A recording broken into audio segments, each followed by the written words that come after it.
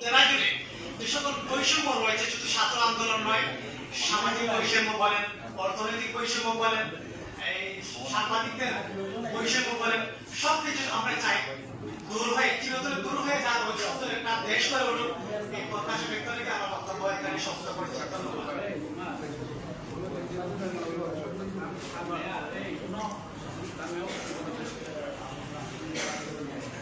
বক্তব্য রাখার জন্য অনুরোধ করছি দৈনিক কালের কণ্ঠের জনপ্রতিনিধি সাইফুল ইসলামকে।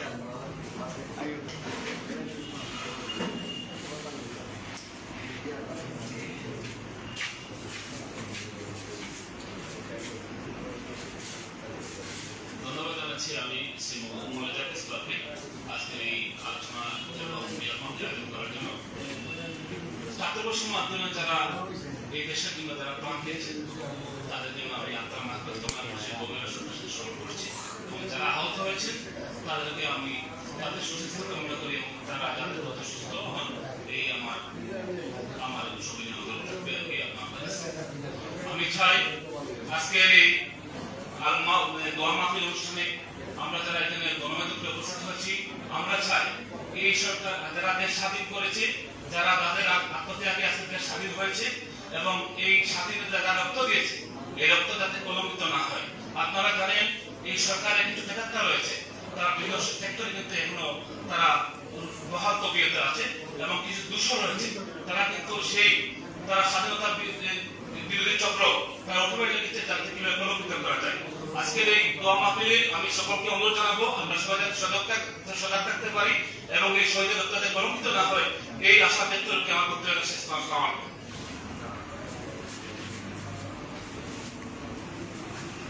পুষ্ণা সংগ্রাম সংগ্রাম সংগ্রাম, দিল্লি না ঢাকা, ঢাকা ঢাকা। সম্মানিত উপস্থিতি, এ পর্যায়ে বক্তব্য রাখার জন্য সবিনয় অনুরোধ করছি বৈষম্য বিরোধী ছাত্র আন্দোলনের আন্দোলনকারীদের অভিভাবক, ওনার দুইটি মেয়ে রাজপথে ছিল। আমরা আজকে এই অনুষ্ঠানে ওনাকে সম্মানিত করছি এবং বক্তব্য রাখার জন্য সবিনয় অনুরোধ করছি জনাব ইউসুফ আলী মহোদয়।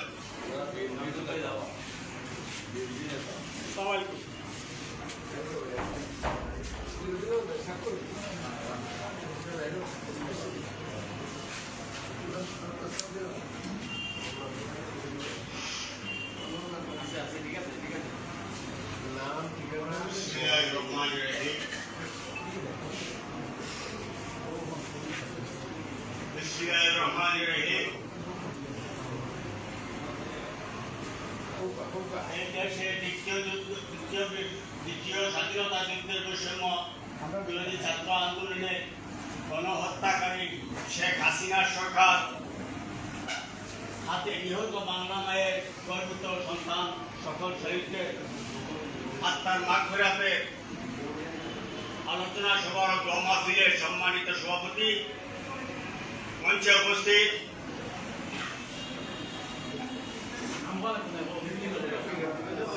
সম্মানিত সাংবাদিক শ্রোতাবৃন্দ, বৈষম্য বিরোধী আন্দোলনের ছাত্র জনতা, আসসালামু আলাইকুম ওয়া রাহমাতুল্লাহি ওয়া বারাকাতুহু। আমি আমার দুইটা নাতি একটা মেয়ে, তাই বারবারে খুশি তোমরা যাইও না এখানে মধ্যে আমি দেখতে আইসি এইবার সময় কৌটো দেখতে সোমনাথ দেখতে গেছি আপনাদের যতক্ষণে থাকে তারা সব বেড়ানোর সামনে আর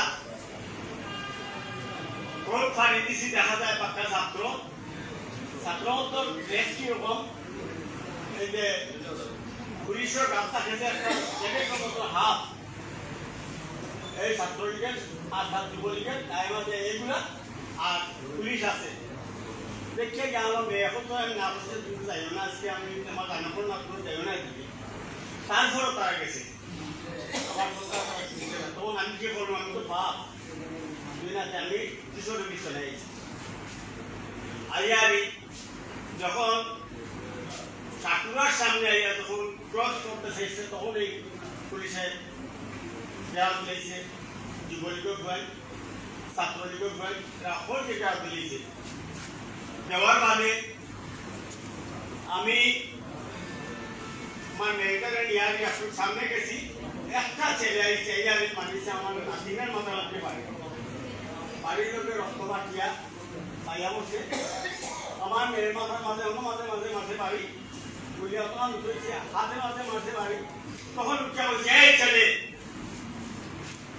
আমার চেয়ে তোর বাপ বড় নাই আমার বয়স থেকে আমার তো বাপ বড় নাই আমি পাকিস্তান দেখেছি বাংলাদেশ দেখেছি এইরকম তো কুত্তা কুত্তি বা বাংলাদেশের ঘুমতেছি না তোমরা কি করে মারো মারিয়া বাঁচাই দিল তখন ওসি আসি সামনে নজরুল সামনে একটা নাম আছে জানে ওসি আসি সামনে ওসি আবার মারো এইভাবে হইয়া যায় আর একটা দারোগা মনে হয় তার অন্য বাচ্চা কাচ্চা আছে ও বাচ্চা দারোগা এই মেয়েটা গায়ে আসছিল না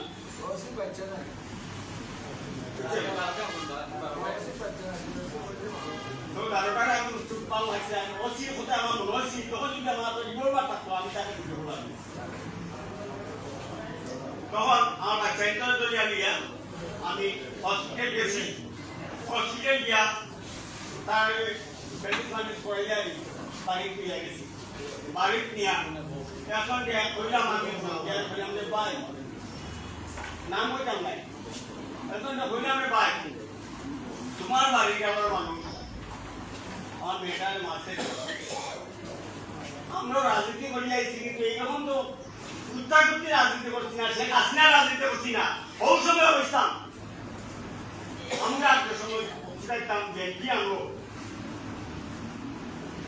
ও হাসিনা তুই খাস কি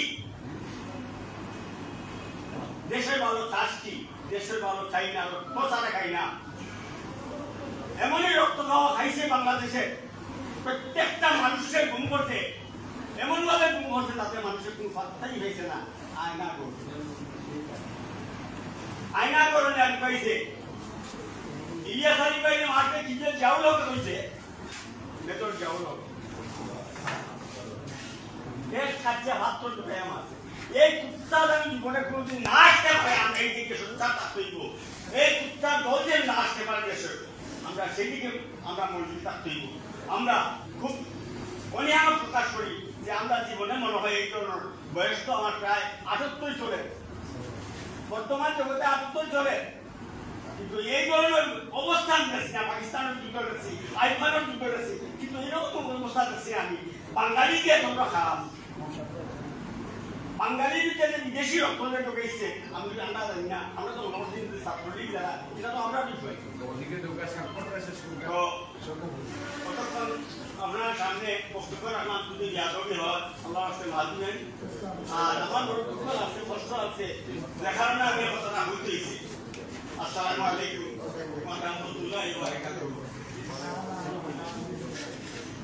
বক্তব্য রাখার জন্য সবাই অনুরোধ করছি মৌলবাজার পৌর বিএনপির সম্মানিত সভাপতি সৈয়দ মমসাদ আহমদকে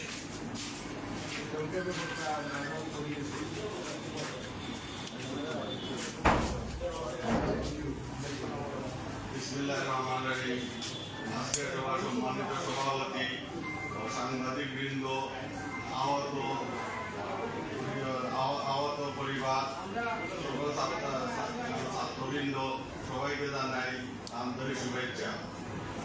আপনারা দেখেছেন যে 5ই আগস্টের আগে যে নির্মম ভাবে আমাদের শিশুদেরকে ওরা ছাড়ে নাই, এই ধরনের ঠেকু তারা আমার ইসুফ ভাই বলেছেন তারা রক্ত ছাড়া আর কোনো কিছুই তারা বোঝে না। এই কারণে আমরা নিয়ত তাদেরকে আত্মার মাগফিরাত কামনা করি। পাশাপাশি যারা আহত হয়েছে আল্লাহ তাদেরকে সুস্থ রাখেন। এই বলে আমি আমার বক্তব্য দীর্ঘায়িত করতে চাচ্ছি না, আমাদের টাইম হচ্ছে। ধন্যবাদ সবাইকে। ধন্যবাদ মহসাদ ভাইকে। বক্তব্য রাখার জন্য সবাই অনুরোধ করছি দৈনিক ইত্তেফাক ও নিউজের মৌলবাজার জেলা প্রতিনিধি জনাব নজরুল ইসলাম মহিব ভাইকে। নজরুল ইসলাম মহিব ভাই।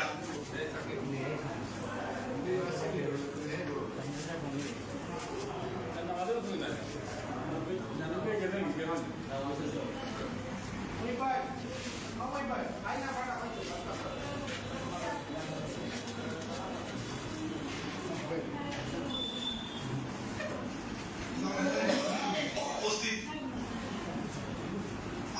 আগস্টের বৈষম্য বিরোধী আন্দোলনের অংশগ্রহণকারী সকল সতীর্থ যোদ্ধারা, প্রেসক্লাবের নেতৃবৃন্দ এবং সুধীবৃন্দ, আসসালামু আলাইকুম। আসলে আমরা পরিবর্তনের হাওয়া যখন সব ক্ষেত্রে লাগে তখন আমরা দক্ষিণ এশিয়া দেখেছি যে সব ক্ষেত্রেই তার পরিবর্তনের হাওয়া বইতে শুরু করেছে। আমরা পরিবর্তিত পরিস্থিতিকে নিয়ে সামাল দিয়ে এটা উন্নয়নের দেশে এগিয়ে যাব, সেটা আমাদের উপর হওয়া উচিত। এবং আমরা আগামীতে আমরা যে সকল কাজকর্মীরা বৈষম্য রয়েছে সেখানে যাতে কোনো অবস্থায় কোনো বৈষম্য না থাকে, সেই বৈষম্যকে পরিহার করে এটা মানবিক বাংলাদেশ, একটা কল্যাণমুখী রাষ্ট্র বাংলাদেশ হিসেবে গড়ে তোলার এবং আত্মপত্র নিয়ে আমরা এগিয়ে যাচ্ছি, সেই যাত্রা আমাদের অব্যাহত থাকুক। আমরা সকলেই যাতে সম্পৃক্ত হই এবং সকলের অংশগ্রহণ যথার্থভাবে হোক এবং একটা সুখী সমৃদ্ধশালী বাংলাদেশ গড়ে উঠুক, এই প্রত্যাশাটুকু রেখে আবারও সবাইকে ধন্যবাদ জানিয়ে আমি আমার বক্তব্য শেষ করছি। ধন্যবাদ।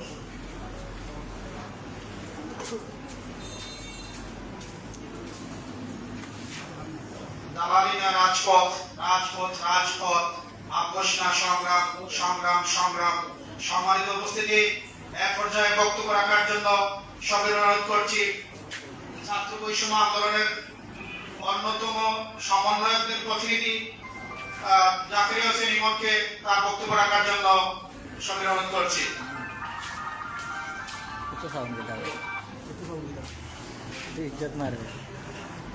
আসসালামু আলাইকুম ওয়া রাহমাতুল্লাহ। বিসমিল্লাহির রহমানির রহিম। মৌলভীবাজার প্রেস ক্লাব কর্তৃক এই জুলাই বিপ্লবের সকল শহীদদের স্মরণে আয়োজিত আলোচনা সভা ও দোয়া মাহফিলে উপস্থিত সম্মানিত সভাপতি, উপস্থিত সম্মানিত সাংবাদিকবৃন্দ, সম্মানিত অতিথিবৃন্দ, শুরুতেই আমার ব্যক্তিগত পক্ষ থেকে এবং বৈষম্য বিরোধী ছাত্র আন্দোলন মৌলভীবাজারের সকলের পক্ষ থেকে আপনাদের মোবারকবাদ জানাচ্ছি। আমি শ্রদ্ধার সাথে স্মরণ করছি 1 জুলাই থেকে 5 আগস্ট পর্যন্ত স্বৈরাচারের বিপক্ষে বৈষম্য বিরোধী ছাত্র আন্দোলনের নির্মমভাবে পুলিশ, ছাত্রলীগ, আওয়ামী লীগের আক্রমণে আহত সকল শহীদ ভাই বোনদের প্রতি এবং আহত আমাদের প্রায় 1.5 লক্ষাধিক শিক্ষার্থীদের স্মরণ করে আমার বক্তব্য শুরু করছি। প্রিয় উপস্থিতি, আমরা আমাদের হাজারো শহীদ ভাইদের রক্তের বিনিময়ে এক নতুন স্বাধীনতা আমরা অর্জন করেছি। আমরা চাচ্ছি এই স্বাধীনতা যাতে বেলিন না হয়, স্বাধীনতার প্রত্যেকটা স্পিড যাতে রক্ষা হয়। বিশেষ করে বাংলাদেশের মানুষের যেই দীর্ঘ 53 বছরের যে ব্যবস্থা, আমরা প্রত্যেকটা ব্যবস্থাপনায় আমরা ত্রুটি বিচ্যুতি দেখি। স্বাধীনতা পরবর্তী সময়ে প্রত্যেকটা সরকারকে আমরা দেখেছি ক্ষমতায় যাওয়ার পরে তারা তাদের মতো করে ক্ষমতাকে কিভাবে ব্যক্তি করা যায়, যতদিন বেশি সম্ভব ক্ষমতায় থাকা যায়, এই চেষ্টাটা আমরা সব সময় দেখি। আমরা চাই যে আমাদের দেশে এমন একটা সরকার প্রতিষ্ঠা হোক যারা জনগণের কল্যাণে কাজ করবে, যারা ক্ষমতা লোভী হবে না, যাদের মধ্যে স্বৈরাচারী চিন্তা চেতনা বা স্বৈরাচারী স্পিরিট যাদের মধ্যে কাজ করবে না, তাদের মধ্যে সত্যিকার অর্থে জনগণের খেদমত করার জন্য এই চিন্তা, এই মানসিকতা নিয়ে তারা আসবে, এই চিন্তা লালন করবে এবং জনগণের উপকারে তারা নিয়োজিত থাকবে। আমরা যদি সত্যিকার অর্থে স্বাধীনতাকে যদি রক্ষা করতে না পারি, এই বিপ্লবটাকে যদি পরিপূর্ণভাবে বাস্তবায়ন করতে না পারি, তাহলে আমাদের এই হাজারো ভাইদের শাহাদাত হওয়া, হাজারো ভাইদের জীবন দেওয়া বৃথা হয়ে যাবে। সুতরাং আমরা একটা সুযোগ পেয়েছি, দীর্ঘদিন পরে একটা সুযোগ পেয়েছি বাংলাদেশকে নতুন করে সাজানো, বাংলাদেশের এই গুণেদের ব্যবস্থাকে দীর্ঘ 53 বছরের ভেঙে পড়া, বিশেষ করে গত 16 বছরের আওয়ামী লীগের তাণ্ডবে ভেঙে পড়া যে প্রত্যেকটা ব্যবস্থা, যে দুঃশাসন, এই দুঃশাসন থেকে মুক্ত হয়ে জনগণকে একটা প্রকৃত অর্থে একটা সোনার বাংলাদেশ গঠনে আমরা একটা সুযোগ পেয়েছি, সুযোগটাকে কাজে লাগাতে হবে। এই সুযোগে যদি আমরা না পারি তাহলে ভবিষ্যতে আবারও আমরা এরকম দুঃশাসন মোকাবেলা করতে হবে। সুতরাং আমাদেরকে সবাইকে দলমত নির্বিশেষে ছাত্র জনতা সকল শ্রেণী পেশার মানুষকে ঐক্যবদ্ধ হয়ে আমাদের কাজ করতে হবে। আমরা সাংবাদিকদের প্রতি অনেকেই কৃতজ্ঞতা জানাই যারা আমাদের আন্দোলনগুলোকে কভার করেছেন আপনারা জীবনের ঝুঁকি নিয়ে, আপনারা স্বৈরাচারের বিপক্ষে দাঁড়িয়ে আমাদের আন্দোলন যারা কভার করেছেন আপনাদের প্রতি আমরা কৃতজ্ঞতা জানাই, ধন্যবাদ জানাই। এবং আমরা অনেক সময় দেখি কিছু কিছু সাংবাদিকরা ছাত্রদের বিপক্ষে অবস্থান নিয়েছেন, দেশের বিভিন্ন প্রান্তে আমরা দেখেছি। আমরা চাই যে আপনারা শক্ত হাতে তাদের দমন করবেন। এই নতুন বাংলাদেশে যারা ছাত্রদের বিপক্ষে দাঁড়িয়েছে, যারা অন্যায়ের পক্ষে দাঁড়িয়েছে, ন্যায়ের বিপক্ষে দাঁড়িয়েছে, বৈষম্যের পক্ষে যারা অবস্থান নিয়েছে, স্বৈরাচারের পক্ষে যারা অবস্থান নিয়েছে, তাদের বাংলাদেশে ঠিক না। এই বাংলাদেশে তাদের সুন্দরভাবে অধিকার রাখে না। এই অধিকার রাখতে হলে তাদেরকে ক্ষমা চাইতে হবে, নিঃশর্ত ক্ষমা চাইতে হবে, প্রত্যেকটা ঘটনার জন্য ক্ষমা চেয়ে তাদেরকে এগিয়ে আসতে হবে। নতুবা এই বাংলাদেশে তারা সুন্দরভাবে বসবাস করবে আমাদের এই শহীদের রক্তের উপরে অর্জিত এই বাংলাদেশে আমাদের কষ্ট হবে, আমাদের হৃদয়ে রক্তক্ষরণ হবে। আমরা আশা করব আপনারা আপনাদের অবস্থান থেকে আপনাদের বৈষম্য দূর করার জন্য যাবতীয় পদক্ষেপ গ্রহণ করবেন। আমরা ছাত্র জনতা, আমরা মাঠে আছি, আমরা লেখাপড়ার পাশাপাশি রাষ্ট্র সংস্কারে আমরা মাঠে আছি, আমরা মাঠ থেকে দূরে যাই নাই। আমরা সেই কাজী নজরুলের যে কবিতা, আমরা যদি না জানি মাত্র সকাল হবে, সেই সকাল হওয়ার জন্য আমরা জেগেছি এবং আমরা এখনো জাগ্রত আছি। আমরা মনে করি আমাদের ঘুমিয়ে পড়ার সময় নেই, আমাদের জাগ্রত থাকতে হবে। লেখাপড়ার পাশাপাশি দেশকে চিন্তা করার, রাষ্ট্রকে চিন্তা করার, মানুষের জন্য চিন্তা করা এই ছাত্র জনতা পারবে এবং তারা কাজ চালিয়ে যাচ্ছে। আমরা আশা করব আপনারা আমাদেরকে সহযোগিতা করবেন। আমাদের প্রত্যেকটা পদক্ষেপে আপনারা আমাদের প্রতি সহানুভূতির হাত বাড়িয়ে দিয়ে আমাদের এই সুন্দর সমৃদ্ধ একটা বাংলাদেশ গঠনের জন্য আমাদের পাশাপাশি আপনারাও কাজ করবেন, আমাদেরকে সহযোগিতা করে একটা সুন্দর বাংলাদেশ গঠনের আপনার দায়িত্বশীল ভূমিকা রাখবেন। আমাদের প্রত্যেকটা শহীদের রক্ত যাতে বৃথা না যায় সেভাবে আপনারাও লক্ষ্য রাখবেন। আমি আপনাদের সবাইকে মোবারকবাদ জানাই, বলিউডের প্রেসিডেন্টকে আবারও মোবারকবাদ জানাই। আমার বক্তব্য এখানে শেষ করছি। আসসালামু আলাইকুম ওয়া রাহমাতুল্লাহ। ধন্যবাদ প্রিয় ভাই জাকির হোসেন ইমনকে, অত্যন্ত চমৎকার ভাবে সব রকম প্রত্যাশার কথা বলে গেলেন। আমরা সেটা বাস্তবায়নের আমাদের অবস্থান থেকে আমরা চেষ্টা করে যাব। আমরা সকলে এই প্রত্যাশার বাসনা আমাদের মধ্যে আছে। সম্মানিত উপস্থিতি, এ পর্যায়ে বক্তব্য রাখার জন্য সবিনয় অনুরোধ করছি ছাত্র বৈষম্য আন্দোলনের সমন্বয়কের প্রতিনিধি আব্দুল সালামকে তার বক্তব্য রাখার জন্য সবিনয় অনুরোধ করছি।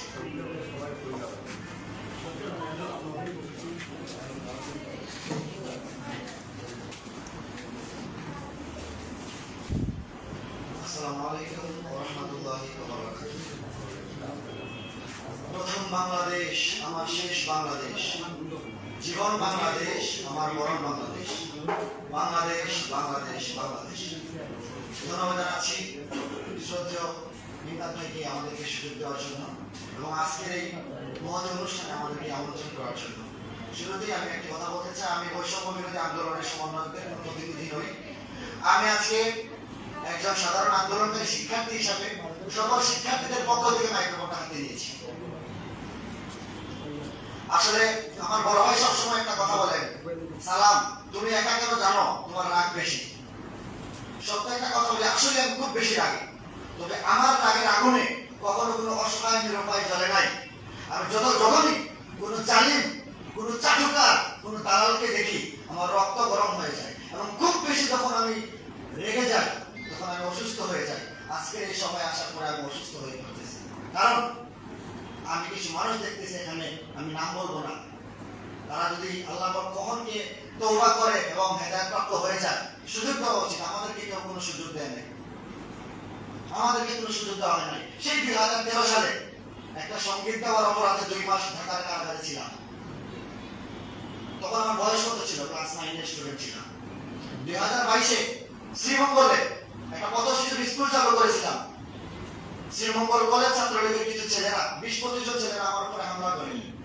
আমার মেয়ে সদস্য যারা ছিল, নারী সদস্য, আপনারা জানেন আনন্দ পাঠশালার মেয়েরাই কাজ করে বেশি, বাচ্চাদের জন্য তো মেয়েরা কাজ করে, তাদেরকে হেনস্থা করে এবং পরবর্তীতে আমার ওই মেয়ে বোনগুলো আর কলেজে যেতে পারে না এবং ছেলে যারা ছিল তাদের ঘরে ঘরে ঢুকে তাদেরকে মারধর করা হয়, আমাকে লাঞ্ছিত করা হয় এবং ভানলাল রায় উপজেলা চেয়ারম্যানের নেতৃত্বে আমাকে বিনা দোষে আমাকে কারাগারে দিয়ে দেওয়া হয়। সর্বশেষ 2024-এর আন্দোলনে 18 জুলাই আমার কষ্ট লাগছে, আমার ভাতিজি এখানে বসা ইউসুফ ভাই তার কথা বললেন, আমি আসলে জেলে যাওয়া লাগতো না যদি তখন আমি ওই কাপুরুষদের মতো চেয়ে থাকতাম। আমি রক্তাক্ত অবস্থায় ছিলাম, তখন আমার হাত দিয়ে রক্ত পড়তেছিল, আপনারা আমাকে দেখেছেন ভিডিওতে। ওই অবস্থায় তাকে আঘাত করে এবং আনন্দ পাঠশালার আজকে অনেকে এখানে উপস্থিত আছে, অনেকেই গুলি খেয়েছে। আনন্দ পাঠশালার মানুষগুলোর জন্য আমি সেদিন খাবারের ব্যবস্থা করেছিলাম। আর তারা সকাল থেকে আন্দোলনের জন্য, তারা ছিল মাত্র 50 জন, আর বিরুদ্ধে ছিল প্রায় 200 জন ছাত্রলীগ কর্মী, সবাই ছিল জিল্লুর রহমানের নেতৃত্বের লোক। এবং পরবর্তীতে যখন পুলিশ এবং ছাত্রলীগের হামলা হয়, সব আমাদের কিন্তু আমরা বসে পড়েছিলাম, আমরা ছিলাম নিরস্ত্র, আমাদের প্লে কার্ড ছিল হাতে, প্লে কার্ড গুলো তারা বলতেছে প্লে কার্ড দিয়ে দাও, আমরা যখন প্ল্যাকার্ড দিয়েছিলাম নিরস্ত হয়ে গেলাম হাত খালি, তখন পিছন থেকে আমাকে মাইক শুরু করলো। কিন্তু আমি পিছু হটি না, যখন দেখলাম আমি ওর গায়ে মাইক মেরে গেছে, তখন আমি সামনে গেলাম, গিয়ে পুলিশের সাথে তর্ক করলাম কোন অপরাধে, এবং আপনি আমাদের বন্ধু, পুলিশ জনগণের বন্ধু, আপনারা কেন মেয়েদের গায়ে হাত তুললেন? তখন তারা 7-8 জন পুলিশ মিলে আমাকে মাইক শুরু করে, এবং আপনারা দেখেছেন তারা কিভাবে আমাকে ধরে নিয়ে যায়। তো কারাগার সে তো আমার গলার মালা। আমার জন্মভূমির জন্য, মাতৃভূমির জন্য এবং দেশের মানুষের জন্য যদি আর 3 বার নয় 30 বারও যদি জেলে যাওয়া লাগে, we are ready to face you. বৈষম্যের বিরুদ্ধে লড়াই চলছে এবং চলবে। বৈষম্যের বিরুদ্ধে লড়াই চলছে এবং চলতে থাকবে। কোন চাট্টকার যেন আমাদের প্রেস ক্লাবের কমিটি তো দূরের কথা, আপনাদের সাথে বসার সুযোগ না পায়, বসার জন্য সুযোগ না পায়।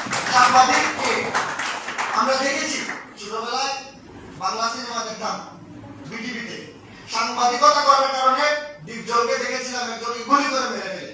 ওই সিনেমা থেকে দেখার পরে সাংবাদিকদের মধ্যে একটা ভালোবাসা আমার তখন থেকে জন্ম নিয়েছে। সে তো নির্যাতিত নিপীড়িত জনগণের কণ্ঠস্বর হচ্ছে সাংবাদিক।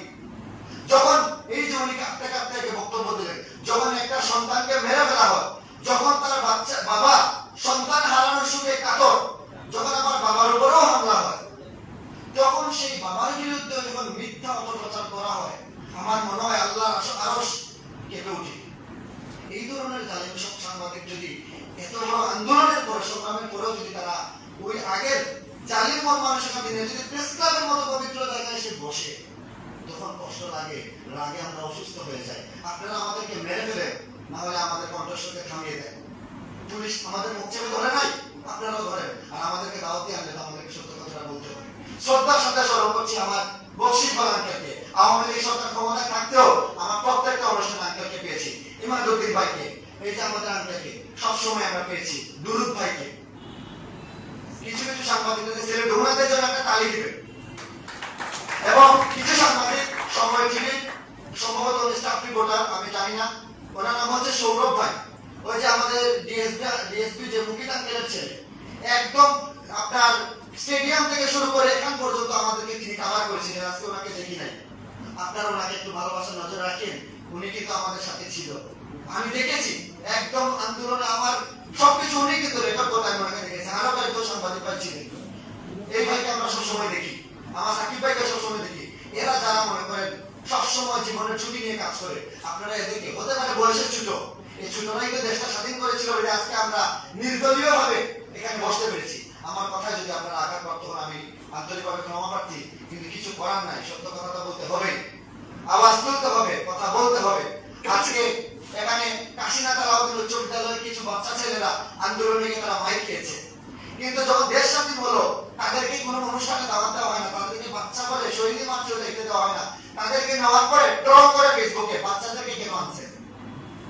শুধু আপনারা যারা মুরব্বীরা আছেন, আপনারাই শুধু হাততালি পাবেন। এই বাচ্চাগুলো যে গুলি খেয়ে মরে গেল, তাদের জন্য আমরা কিছুই করার নাই, তারা আসবে না অনুষ্ঠানে, তাদেরকে সবার আগে আনতে হবে। শাহমস্তফা কলেজের একটা ছেলে, তাকে ছাত্রলীগ এমন ভাবে পিটাইছে, এখন সে নিজেকে মারে। ওই দিন সাদের সামনে দেখলাম, চিনছো তুমি? ছেলেটা নিজের মাথা নিজে দেয়ালে মারতেছে, মারতে মারতে সে বেহুশ হয়ে যাচ্ছে। আজ পর্যন্ত তার ট্রিটমেন্টের জন্য সরকার কি করছে আমরা জানি না।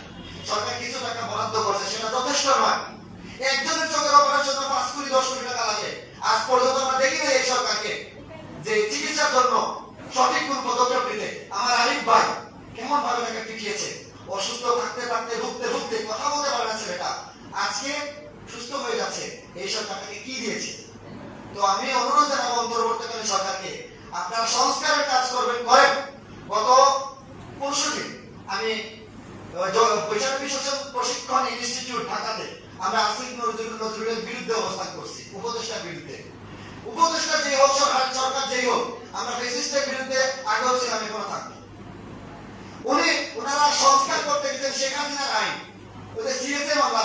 আপনারা যারা সাংবাদিক যারাই রিপোর্ট করেছে তাদের কি করতে ধরে নিয়ে গেছে, আওয়ামী লীগের বিরুদ্ধে যারাই লিখেছেন, এই নির্যাতনের শিকার কিন্তু সবাই। এটা কি কিসের সংস্কার? আমরা যারা ছাত্ররা আমরা দাঁড়িয়েছি, সংস্কার নয়, শেখ হাসিনার এই আইন বাতিল করতে হবে। এবং সর্বশেষ যদি বাতিল করার জন্য আসিফ মহোদয়কে আমরা ধন্যবাদ জানাই।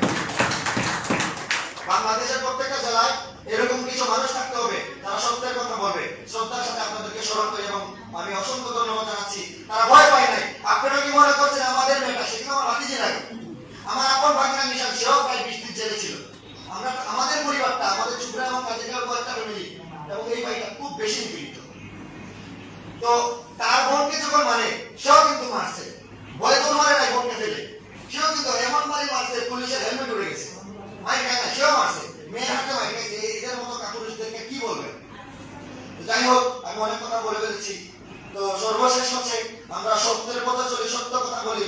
আমাদেরকে মনে রাখতে হবে এই পৃথিবী কিন্তু ক্ষণস্থায়ী, আমাদেরকে মরণের পরে আল্লাহর সামনে গিয়ে দাঁড়াতে হবে।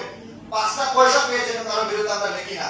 আর সত্যিকারের সাংবাদিক যেন অবহেলা হারিয়ে না যায়, তারা যেন সম্মান পায় এবং তাদেরকে যেন আমরা এগিয়ে দিই। এবং বিশেষ করে আনন্দ পাঠশালার একটা কথা আপনাদেরকে শেয়ার করতে চাই। আপনিও আমাকে সহযোগিতা করেছেন, আপনারা একটা নিউজ করেছিলেন, পত্রিকা ছাপিয়েছিলেন। ডিসি মীর নাহিদ হাসান আনন্দ পাঠশালার জন্য একটা জায়গা দিয়েছিলেন সাকুরা মার্কেটে। ওনারা কথা দিয়েছিলেন আমাদেরকে ঘর করে দিবেন। মীর নাহিদ হাসান যাইতে দেরি আমাদের বাচ্চাদের জিনিসপত্র আমরা দেখে একটা মাদুর 300 টাকা দিয়ে কিনতে অনেক কষ্ট হয়। অনেকেই আমাদের সাথে ছিলেন, 1 টাকা দিয়ে হেল্প করেছেন, এরকম মানুষ খুব কম ছিল। মাদুরগুলো নিয়ে নিছেন, বাচ্চাদের হোয়াইট বোর্ড ব্ল্যাক বোর্ড চুরি করে নিয়ে নিছেন। কিন্তু স্কুলের মধ্যে আমাদের যে আমরা কাপড় দিয়ে কথা ছিল বিল্ডিং করে দিবেন, দিতেছেন না। আমরা কাপড় দিয়ে বিল্ডিং বানাইছি, মাটি পরিষ্কার করছি, দেখা গেছে যে সবগুলো ওনারা নিয়ে নিছে। ডিসি যাইতে দেরি আমার জায়গাটা দখল করতে দেরি নাই, এখানে পৌর মার্কেট হয়ে গেছে। এই জায়গার মালিক মৌলভীবাজারের পথ শিশুরা। আপনারা যারা সত্যের আওয়াজ তুলেন, দয়া করে, আমি হয়তো থাকবো না, আগে আমি ছিলাম আনন্দ পাঠশালার পরিচালক, এখন আমি পরিচালনা নাই, আরেকজন বোনকে পরিচালনা দিয়েছি। কালকে হয়তো আমি মৌলভীবাজারে নাও থাকতে পারি, বেঁচেও না থাকতে পারি। এই যে 150 জন বাচ্চা ভিক্ষা ছেড়ে দিল গত কুচকাওয়াজে, সারা মৌলভীবাজারের বড় বড় প্রতিষ্ঠানের সাথে প্রতিযোগিতা নামছিল আমার পথ শিশুরা, 3য় স্থান অর্জন করেছে। তারা না তাদের কোনো খাবার, না ভালো কাপড়, খালি পায়ে তারা পারফরমেন্স করছে 16 ডিসেম্বরে আপনার স্টেডিয়ামে। পথ শিশুরা, বাংলাদেশের ইতিহাসে এরকম কোনো ইয়ে নাই, প্রমাণ দেখা যায় না। প্রথম মৌলভীবাজারে এরকমটা করছে, বাচ্চারা ভিক্ষা ছেড়ে দিয়ে লড়াই করছে মেধার যোগ্যতায়, জেলাতে তারা 3য় স্থান অর্জন করছে। এত ভালো একটা প্রতিষ্ঠান, এত পরিশ্রম আমরা করার পরেও যদি এই প্রতিষ্ঠানটাকে এভাবে যদি দমিয়ে রাখা হয়, তাহলে কিসের জন্য এই আন্দোলন? কত শিশুরা কেন বৈষম্যের শিকার হবে? আমার সোনার বাংলায় বৈষম্যের ঠাঁই নেই। অনেক কথা বললাম, আপনারা কেউ মনে কষ্ট নেবেন না। আমি কথা বলতে পারি না, তাও বলেছি। আমি ধন্যবাদ জানাচ্ছি আমাকে সুযোগ দেওয়ার জন্য। সর্বশেষ সকল শহীদদের স্মরণে শ্রদ্ধা নিবেদন করছি এবং আহত সবার সুস্থতা কামনা করছি। যারা কারা নির্যাতিত ছিলেন, এখনো আমাকে হাজিরা দিতে হয়। আপনারা স্বাধীন, আমার হাজিরা দেওয়া লাগে। আমি আগে কত হাজিরাতে আমি হাজিরা দিই না, আমাকে আবার ধরে নিলে সমস্যা নেই। আপনারা চাই দেখিয়েন, যারা দেখতেছেন এখন পর্যন্ত আমাদেরকে কেন হাজিরা দিতে হয়? আজকে কয় মাস গেছে আমরা যদি বের হয়েছি। তো যাই হোক, যারা কারা নির্যাতিত ছিলেন তাদের খেয়াল রাখবেন, আমাদেরকে যেন আবারও ধরে নিই না যে আমাদেরও বাচ্চা আছে, মা বাপ আছে, আমরা অসহায়। ভালো থাকবেন। সকল সাংবাদিক ভাইদেরকে সেলুট জানাই। আপনারা আমাদের সাথে ছিলেন, আপনারা ছিলেন বিদায় সারা বিশ্ববাসী আমাদেরকে দেখেছে এবং আজকে আমরা স্বাধীন হয়েছি। এই স্বাধীনতার বড় একটা অংশ হচ্ছে সাংবাদিক। ধন্যবাদ সবাইকে। আসসালামু আলাইকুম ওয়া রাহমাতুল্লাহি ওয়া বারাকাতুহু।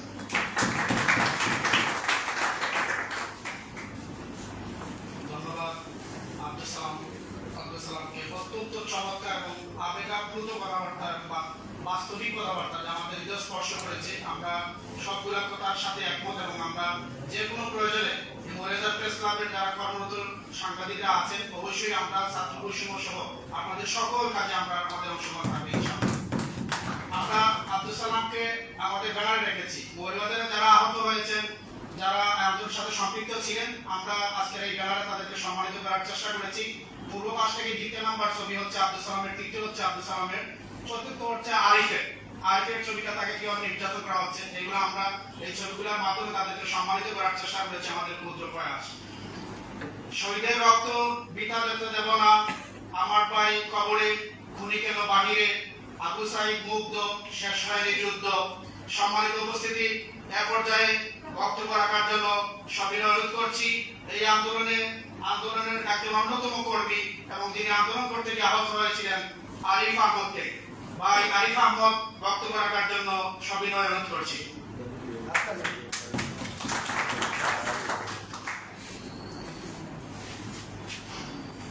আসসালামু আলাইকুম ওয়া রাহমাতুল্লাহ। নাহমাদুহু ওয়া নুসাল্লি আলা রাসূলিল কারীম, আম্মা বা'দ। আজকে মৌলভীবাজার প্রেস ক্লাব কর্তৃক আয়োজিত আলোচনা সভা ও মাহফিলের সম্মানিত সভাপতি, উপস্থিত আছেন আমার শ্রদ্ধেয় বড় ভাই এবং শ্রদ্ধাভাজন গুরুজন। আজকের এই আয়োজনে যারা আমাকে সুযোগ করে দিয়েছেন তাদেরকে ধন্যবাদ দিচ্ছি এবং কৃতজ্ঞতা প্রকাশ করছি। শ্রদ্ধার সাথে স্মরণ করছি গত আন্দোলনে জুলাই থেকে আগস্ট পর্যন্ত যে সকল ভাইয়েরা নিহত হয়েছেন, শ্রদ্ধার সাথে তাদেরকে স্মরণ করছি এবং স্মরণ করছি আহত যারা আছেন, যারা রক্তের বিনিময়ে, যাদের রক্তের বিনিময়ে আমাদের এই আন্দোলনকে সফল করতে হয়েছে, যাদের রক্তের বিনিময়ে আন্দোলনটা সফল হয়েছে, তাদেরকে আমরা স্মরণ করছি। দোয়া করি যারা আহত আছেন, আমার মতো যারা এখনো ভুক্তভোগী, তারা যাতে খুব তাড়াতাড়ি সুস্থ হয়ে আমাদের মধ্যে ফিরে আসেন। এখনো আমার অনেক ভাইয়েরা এই আন্দোলনে আহত, আমার অনেক ভাইয়েরা এখনো তাদের কোনো খোঁজ খবর নেওয়া হয় নাই, তারা উঠে দাঁড়াতে পারে না। খুব খারাপ লাগে এটা। এখন আমার অনেক ভাইয়ের রক্তের বিনিময়ে যে দেশটা স্বাধীন হয়েছে, তারা এখনো গর্ভবতী, উঠে দাঁড়াতে পারে না, তাদের চিকিৎসার কোনো খবর নাই। আমরা এখনো দেখি অনেকগুলো অনুষ্ঠান হয়েছে মৌলভীবাজারে, আন্দোলনের পরে অনেকগুলো অনুষ্ঠান হয়েছে, যে অনুষ্ঠানে অনেক ছাত্রদের দেখেছি, কিন্তু যখন তাদের সাথে আমরা কথা বলি, দেখা যায় তাদের সাথে কোনো যোগাযোগই করা হয়নি, তাদের সাথে কোনো কথাবার্তা নাই। তারা যে এই রক্তটা দিল, তারা যে আমাদের সাথে এই যে সহযোগিতা করলো, তাদের কি কোনো মূল্য নাই? তাদের এই মূল্যে এই কাজটা, এই কাজের আমরা কি মূল্য দেব? কথা বলতে আমার কষ্ট হয় তাদেরকে। আমি যদি বলি যে আমার ক্ষেত্রটা খুব সাধারণ, যে আমার পাড়া প্রতিবেশী যারা আছেন, আমার আত্মীয় স্বজন যারা আছেন, তারা আমার চিকিৎসার খরচ বা আমার যতটুকু সহযোগিতা করা লাগে তারা করেছেন। আমার ক্ষেত্রটা ছাড়া যাদের সহযোগিতা করার মতো মানুষ নাই, তাদের কি অবস্থা হবে? তাদেরকে কেউ তাকায় নাই, এখন পর্যন্ত কেউ তাকায় নাই। আমার সালাম ভাই যেটা বলেছেন, আমাদের একটা ছাত্র আন্দোলনের যে আহত হয়েছে, আমি নিজেও দেখেছি, তার মাথায় সে নিজে মারতেছে, এমন একটা অবস্থা। আমরা কি তাদের খোঁজ নিয়েছি? ব্যক্তিত্ব নাই আমাদের মধ্যে এখন। আমি আহত অবস্থায় ঘরবটি আমার বাসায় লোকজন নিয়ে, যারা আমি এখন একটা জিনিস বলতে চাই, যেটা হচ্ছে আন্দোলনে আমরা যেভাবে আহত হয়েছি, যারা আমাদেরকে আহত করেছে, আজকে তাদেরকে বাঁচাতে আমরা একদম লেগে পড়েছি, উঠে পড়ে লেগেছি তাদেরকে বাঁচাতে। তাদের মুখ যেটা ভাষ্যকার, এই মুখগুলো আমাদের ছায়া রাখতেছে এখন। তারা আন্দোলনে আমাদের বিরুদ্ধে অবস্থান নিয়েছিল, ছাত্র ভাইদের উপর আক্রমণ করেছে, রক্তাক্ত করেছে, আজ তাদেরকে আমরা বাঁচাইতেছি। আমরা কিছু উদ্যোগ নিয়েছিলাম, বিশেষ করে দেখুন কয়েকটা উদ্যোগ নেওয়া হয়েছে, যারা আন্দোলনের বিরুদ্ধে ছিল, যারা আমাদেরকে আহত করেছে, অনেক ভাইকে নিহত করেছে, তাদের শাস্তির ব্যাপারে কিছু উদ্যোগ নিয়েছিলাম। দেখা যায় যে দিন শেষে আমি নিজে ভুক্তভোগী, আমি নিজে প্রমাণ, আমাদের মধ্যে অনেক ভাই তাদেরকে বাঁচানোর জন্য রিকোয়েস্ট করতেছে, বড় বড় মানুষদের আমাদের পিছনে লাগিয়ে দিতেছে তাদেরকে বাঁচানোর জন্য, এমন একটা পরিস্থিতি। আমি বেশি কিছু বলতে চাই না, আমি শুধু এটাই বলবো যে যেই কারণে আমাদের ছাত্র ভাইয়েরা আন্দোলনটা রক্ত দিয়েছে, যে রক্তের বিনিময়ে আজকের এই দ্বিতীয় স্বাধীনতা আমরা পেয়েছি, এই স্বাধীনতা যাতে রক্ষা করা হয়, এই স্বাধীনতা যাতে মলিন না করা হয়। অনেক ভাই রক্ত ঝরেছে, ফেসবুকে যখন এখনো ভিডিওগুলো আছে, চোখের মানে ধরে রাখা যায় না। মাথার এদিক দিয়ে গুলি করেছে, গুলিটা ওই দিক দিয়ে বের হয়েছে, সহ্য করা যায় না এগুলো শুনলে। আপনারাও তো দেখেছেন। আপনাদের উপরে একটাই আবেদন থাকবে যে এই ভিডিওগুলো দেখার পরে কোন আন্দোলন বিরোধীকারীকে বাঁচানোর জন্য চেষ্টা করেন না আপনারা, দয়া করে। আমরা অনেক নির্যাতিত, বিশেষ করে মৌলভীবাজারে 4 আগস্ট এর আগেও আমার সালাম ভাই যেটা বলেছেন, সালাম ভাই তিনবার ওনাকে কারাগারে বন্দী করা হয়েছে। এগুলা দেখার পরে, এগুলা পর্যালোচনা করে আপনারা যারা এই অপরাধীর সাথে যুক্ত, তাদেরকে বাঁচানোর চেষ্টা করবেন না। এটা আপনাদের প্রতি আকুল আবেদন থাকবে, যাতে আমাদের বাংলাদেশে এই স্বৈরাচার আর প্রতিষ্ঠিত না হয়, এই স্বৈরাচারী আচরণ যাতে আর প্রতিষ্ঠিত না হয়। যারা এই স্বৈরাচারী আচরণ করে তাদের বিরুদ্ধে আমরা রুখে দাঁড়াবো। একটা বিষয় আসলে একার দ্বারা সম্ভব না। যদি আমরা মৌলভীবাজারে এর আগেও অনেক আন্দোলন হয়েছে, 2বার আন্দোলন হয়েছে, 4 আগস্টের আগেও 2বার আন্দোলন হয়েছে, সালাম ভাই একবার আন্দোলনের সাথে জড়িত, এর আগেও জড়িত। আমরা দেখেছি ছাত্র সংখ্যা কম থাকার কারণে আমাদের উপরে অনেকভাবে নির্যাতন করতে পেরেছে তারা। কিন্তু যদি 4 আগস্টের মতো এর আগেও যদি আমরা আন্দোলনে এরকম সব যদি একতা থাকতাম, যেরকম 4 আগস্টে আমজনতা আমাদের সহযোগিতা করেছিল, এরকম যদি আগেও সহযোগিতা করতো, তাহলে আমরা এইভাবে নির্যাতিত হতাম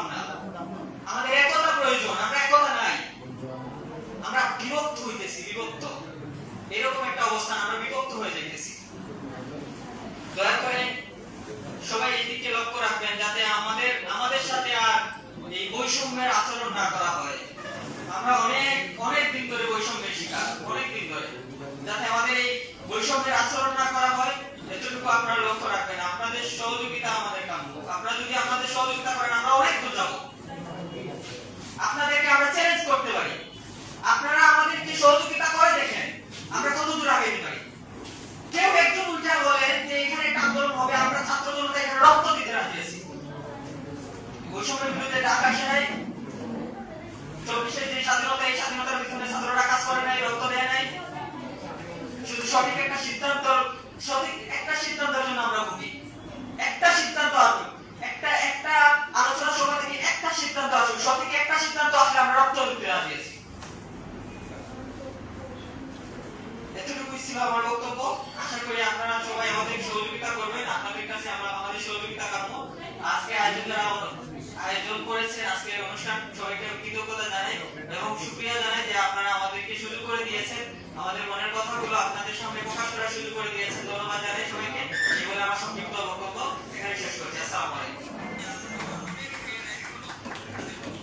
এখন একটি কথা অসুবিধা স্যার ভাই আরেককে আসলেও মুগ্ধর পানি বিতরণের যে দৃশ্যটা করে আমি আসলে আমার নিজের কথা বলি, আমি কখনোই কোনো কথা বলতে পারিনি। আমি আজও বলি, প্রতিদিন রাতে যখন দেখি এই দৃশ্যগুলো ভিডিওগুলো আমি নিজেকে ধরে রাখতে পারিনি। আমি একজন সংবাদ কর্মী, আমি নিজেকে সবসময় ধিক্কার দিয়েছি যে আমি তাদের সাথে কেন একাত্ম হয়ে ধরনের আন্দোলন করতে পারলাম না, আমি কেন এই ধরনের লেখনের মাধ্যমে জাতিকে জানাতে পারলাম না। আজও আমি সেই মুগ্ধের পানি বিতরণের দৃশ্যটা আমি দেখি, আমার চোখের মধ্যে ধরে রাখতে পারিনি। আমার বৃদ্ধমা এই দৃশ্যগুলো দেখেন আর খন্দন করেন। আমার অনেক দুঃখ আছে, আমার মামা প্রবাসী ছিলেন, মৃত্যুর পদযাত্রী জালিম সরকারের কারণে দেশে আসতে পারেননি। তিনি সেখানে যুক্তরাজ্যে বসবাসরত ছিলেন, তিনি সেখানেই মারা গেছেন। আমরা তার জীবিতদশায় তাকে দেখতে পারিনি। প্রতিটি পরিবারই এইরকম বাংলাদেশের। আজকে আমার ভাই আগে যেটা বলেছে, সে আহত আমরা মুরিদের যে দৃশ্যগুলো দেখেছি সচক্ষে, এবং বাংলাদেশের প্রতিটি আনাচে কানাচে যে দৃশ্যগুলো দেখি, নিজের মানুষ হিসাবে, শুধু সংবাদকর্মী নয়, একজন বিবেকবান মানুষ হিসেবে তার চোখের পানি ধরে রাখা সম্ভব না কখনো। আমরা তোমাদের সাথে ভাইরা যারা শহীদ হয়েছেন, যারা আহত হয়েছেন, তোমাদের পাশে অবশ্যই আমরা আছি, সব দিন থাকবো।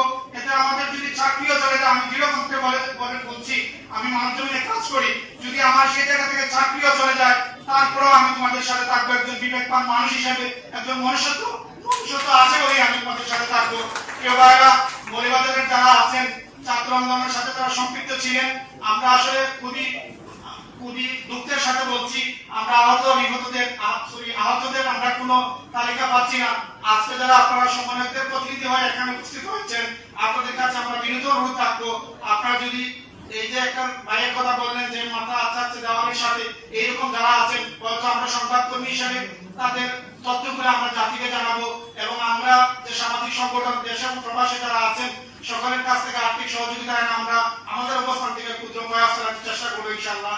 আমরা আপনাদের কাছে বিনীতভাবে তাদের তালিকা চাচ্ছি এবং নাম পরিচয় চাচ্ছি। আসলে আপনারা এই জিনিসটা আমলে নিবেন এবং কালকে সম্ভব হলে আজকে রাতের মধ্যে যদি দেন আমরা খুবই উপকৃত হবো। আপনারা যদি সবাইকে দিতে না পারেন, আমি বিনয়ের সাথে আপনাকে বলবো, আমাকে দিলে আমি আমার অগ্রজ এবং আমার সহকর্মী যারা আছেন, অগ্রজ অনুজ সকলকে আমি পৌঁছে দিলে দায়িত্বকে এখনো করতে চাই আপনার সাথে। সম্মানিত উপস্থিতি,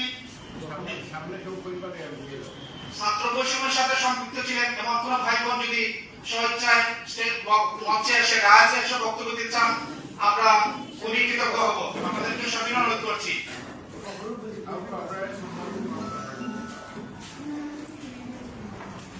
নাম পরিচয় দিয়ে আপনার বক্তব্য দিবেন। আসসালামু আলাইকুম রাহমাতুল্লাহ। আমার নাম শেখ মোহাম্মদ জহুরুল ইসলাম, অধ্যয়নরত আল হাদিস ইসলামিক স্টাডিজ বিভাগ, মুরিয়াদা টাউন টার্মিনাল। তো যাই হোক, সর্বপ্রথম আল্লাহ রাব্বুল আলামিনের কাছে শুকর আদায় করি যে আল্লাহ রাব্বুল আলামিন আমাদেরকে এই মহা বিজয় দান করেছেন, যে আমরা সবকিছু করে এটাই বলতে পারি যে আল্লাহ রাব্বুল আলামিন এবং তার হাবিব বলেছেন, তিন প্রকারের মানুষের দোয়া আল্লাহ রাব্বুল আলামিন কখনো ফেরত দেন নাই, মাজলুম, মুসাফির। তো আমাদের বলতে গেলে আমরা এটাই বলবো যে আমরা এই বিগত 18 বছরে আমরা মাজলুমই ছিলাম, আমরা নির্যাতিত ছিলাম। তো আমরা সবাই সব কিছু করে যখন আমরা আমাদের সবকিছু চেষ্টা করে যখন আমরা কিছু করতে পারতেছিলাম না, তখন আমাদের একটাই চাওয়া, একটাই পাওয়া ছিল যে আমরা সৃষ্টিকর্তার কাছে আমরা আবেদন করেছিলাম, সৃষ্টিকর্তার কাছে আমরা চোখের পানি ধরে অশ্রু ফেলেছিলাম। আপনারা যদি লক্ষ্য করেন তাহলে দেখতে পারবেন যে এই যে আমাদের যে বিজয় হয়েছে, আমরা স্টুডেন্ট বা ছাত্র যারা, আমাদের মনটা যেন, আমাদের অন্তরটা যেন কিভাবে যেন চেঞ্জ হয়ে গেছে। কারণ আমাদেরকে নিয়ে বা আমরা এরকম আন্দোলন করব, আমরা এরকম জাতিকে নিয়ে কাজ করব, এটা কখনো অনেকেই পাবেন নাই। কারণ হচ্ছে আমরা এমন এক জেনারেশন যেখানে আমরা খেলাধুলা নিয়ে ব্যস্ত, যেখানে আমরা মোবাইল নিয়ে ব্যস্ত, যেখানে আমরা অন্যান্য বিষয়াদি বা অন্যান্য বলতে গেলে আমরা সোসাইটি সমাজের সাথে অন্যান্য বিষয়গুলো নিয়ে আমরা ব্যস্ত থাকি। সেখানে কিভাবে যেন আমরা চেঞ্জ হয়ে গেলাম, হয়ে গিয়ে আমরা এই আন্দোলন করে সফল হয়েছি। তো আমরা এটাই বলবো, স্বাধীনতা অর্জনের চেয়ে স্বাধীনতা রক্ষা করাটা অনেক কঠিন। আমরা সবাই ঐক্যবদ্ধ হয়ে আমরা যেন আমাদের কাছ থেকে স্বাধীনতা যেন চেয়ে না যায়, আমাদের কাছ থেকে যেন স্বাধীনতাকে ছিনিয়ে নিতে না পারে, সেদিকে আমরা খেয়াল রাখতে হবে। আমরা ঐক্যবদ্ধ হয়ে কাজ করতে হবে। পরিশেষে আমরা এটাই বলবো যে আমরা সবাই প্রথমেই হচ্ছে আমাদের যে আমরা ধর্ম বুঝি না, বর্ণ বুঝি না, আমরা সবাই বাংলাদেশি, আমরা সবাই একসাথে কাজ করব। আমরা এটাই চাই, আমরা প্রত্যেকটা মানুষের স্বাধীনতা চাই, প্রত্যেকটা জাতির স্বাধীনতা চাই। আমরা যেন আমরা প্রত্যেকটা ধর্ম, প্রত্যেকটা বর্ণ আমরা যেন আমাদের স্বাধীনভাবে চলতে পারি। আমাদের যে অধিকার, আমরা যদি আজ লক্ষ্য করি যে আমাদের যে মৌলিক অধিকার, শিক্ষা, খাদ্য, বস্ত্র, চিকিৎসা ইত্যাদি, আমরা এখানে আমরা ব্যর্থ হয়ে যাব যে আমরা ঠিকভাবে আমরা যদি চিকিৎসা নিতে চাই, সেখানে আমরা ঠিকভাবে চিকিৎসা পাচ্ছি না।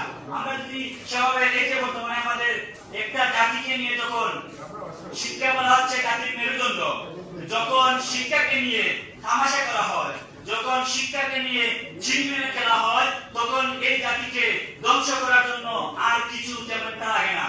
কারণ শিক্ষা হচ্ছে আমাদের জাতির মেরুদণ্ড যদি বলা হয়, তাহলে আমাদেরকে ওই সমস্ত সিলেবাস, ওই সমস্ত শিক্ষা দিতে হবে আমাদেরকে, যেগুলা দ্বারা আমরা ইতিহাস জানি, আমাদের পূর্বের ইতিহাস জানি। যেমন আমরা যদি লক্ষ্য করি তাহলে দেখতে পারবো যে আমাদের সেই ভারতবর্ষ ব্রিটিশ আন্দোলন থেকে নিয়ে শুরু করে অনেক বড় বড় নেতা, যেমন আমাদের সিলেটের হচ্ছেন উসমানী, তারপরে বরিশালের যে বদরুল হক, তারপরে মাওলানা ভাসানী। আমরা বড় দুঃখের সাথে বলতে চাই, আমরা এমনটাই দেখেছি, আমরা এমনটাই করেছি যে এই বইয়ের মধ্যে শুধু একজনের ইতিহাসটাই দেওয়া হয়েছে, যেন তিনিও যেন দেশটা স্বাধীন করেছিলেন, আর যেন এই দেশটা স্বাধীন করার পিছনে কারো জন্য তেমনটা অবদান ছিল না। আমরা এটা বলবো যে আমরা সকলের অবদান আমরা জানতে চাই, যে যা করেছে সবার অবদানটুকু আমরা জানতে চাই, পড়তে চাই। কারণ যে জাতি যার ওই ইতিহাস ঐতিহ্যকে ভুলে যায়, যে জাতি তার ইতিহাস ঐতিহ্যকে চিনতে পারে না, সে জাতি কখনো সামনে আগাতে পারে না। যেমন আমরা যদি আমাদের ঐতিহ্য, আমরা যদি আমাদের ইতিহাসটা না জানি, তাহলে আমাদের মধ্যে সেই বিপ্লবটা, আমাদের মধ্যে সেই অনুপ্রেরণাটা জাগ্রত হবে না। আর যেমন আমরা যখন বিভিন্ন স্লোগান দিই, কি একত্রে হাতিয়ার গর্জনের আইফার, তাহলে এটাই বোঝা যায় যে আমাদের সঠিক সুন্দরভাবে আমাদের ইতিহাসটা আমাদের কাছে উপস্থাপন করতে হবে। তারপরে আমি ক্ষুদ্র নগণ্য মানুষ আপনাদেরকে আন্তরিক ধন্যবাদ জানাই যে আমাকে কিছু কথা বলার সুযোগ করে দেওয়ার জন্য আপনাদেরকে আন্তরিক শুভেচ্ছা অভিনন্দন। আসসালামু আলাইকুম ওয়া রাহমাতুল্লাহ।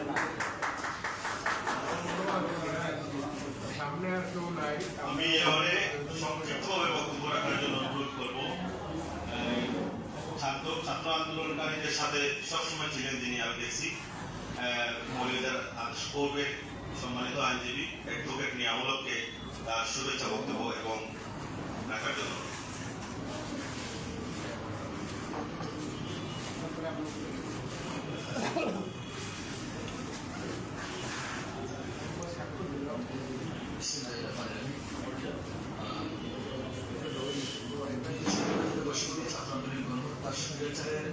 বাংলাদেশের গরিব সন্তানদের সম্মানের শহীদদের সম্মানে উপস্থিত মৌলভীবাজার প্রেস ক্লাবের সম্মানিত নেতৃবৃন্দ এবং মৌলভীবাজার জেলার বিভিন্ন পত্রিকার সম্মানিত প্রতিনিধিবৃন্দ এবং আমাদের ছাত্র বৈষম্য বিরোধী আন্দোলনের শিক্ষার্থী এবং সমন্বয় যারা আছেন সবার প্রতি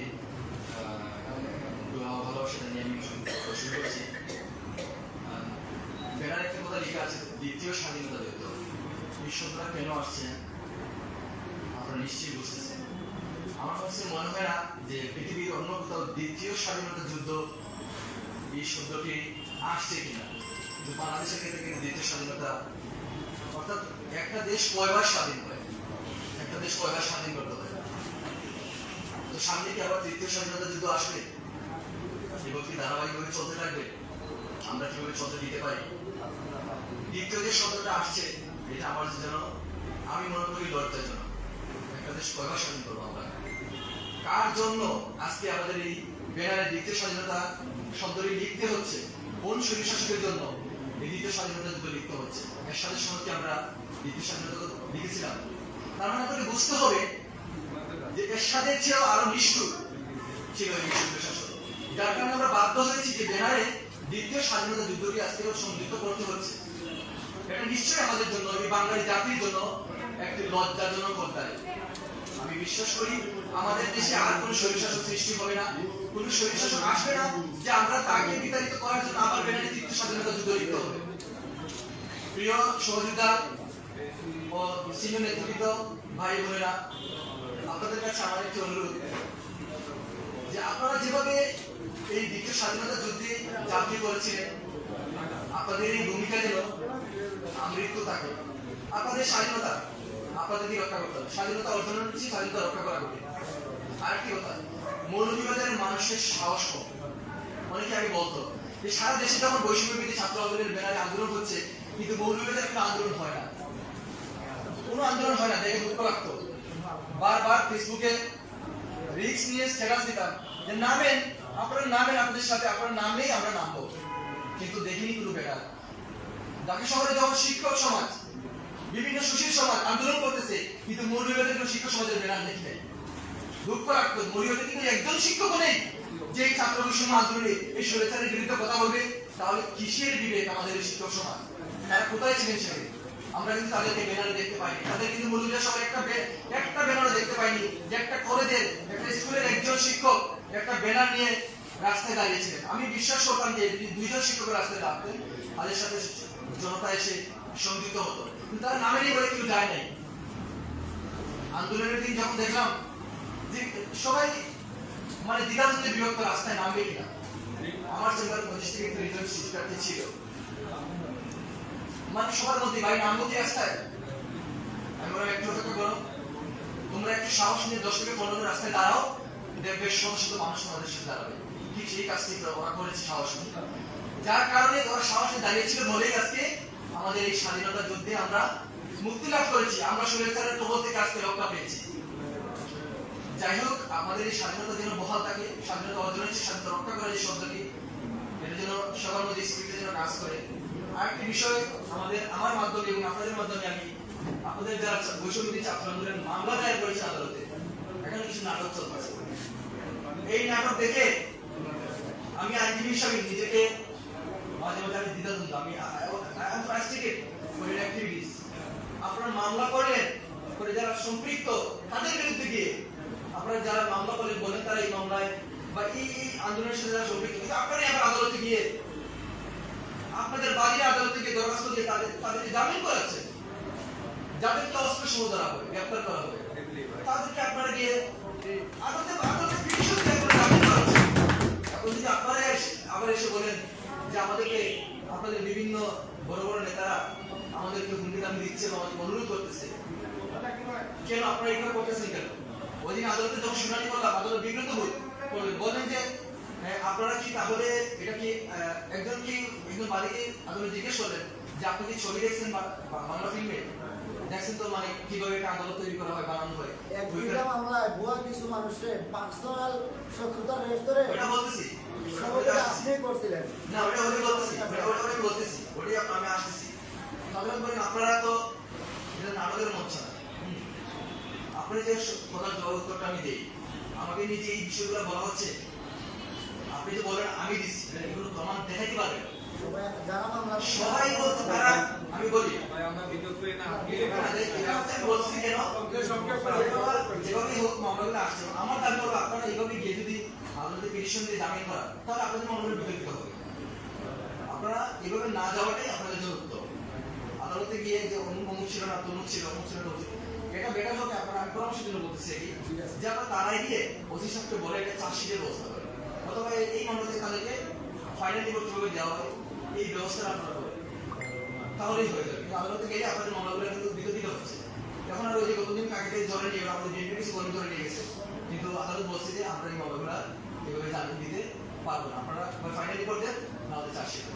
তো এটা আপনাদের সরল থাকবে। আপনারা যারা বাদী মামলা দায়ের করছেন আপনারা তাদের মাধ্যমে ব্যবস্থা নেন। আর এভাবে মনে হয় পৃথক পৃথক করে আদালতে গিয়ে পিটিশন না দেওয়ারই ভালো, কারণ আপনাদের মামলার প্রতি আদালত বিব্রত করতেছে। আইনজীবী হিসেবে আপনাদের মেসেজটা পৌঁছানো। ধন্যবাদ সবাইকে। আপনারা সবাই ভালো থাকবেন, আর সামনের দিনগুলোতে যাতে কোনো শরীরের সৃষ্টি না হয় এই সতর্ক রাখবেন। আসসালামু আলাইকুম। ধন্যবাদ অ্যাডভোকেট নিয়ামুল হক ভাইকে, যিনি জাতীয়তাবাদী আইনজীবী ফোরামের একজন সক্রিয় সদস্য এবং আন্দোলনে উনি সব ছাত্রদের সাথে সক্রিয় ভূমিকা রেখেছিলেন। এ পর্যায়ে একটি জাগরণ ইসলামী সঙ্গীত দিয়ে আসছেন বাংলা টিভির মৌলাদার জেলা প্রতিনিধি আলী হোসেন রাজন। আলী হোসেন রাজনকে জাগরণ ইসলামী সঙ্গীত পরিবেশনের জন্য সবাই অনুরোধ করছি।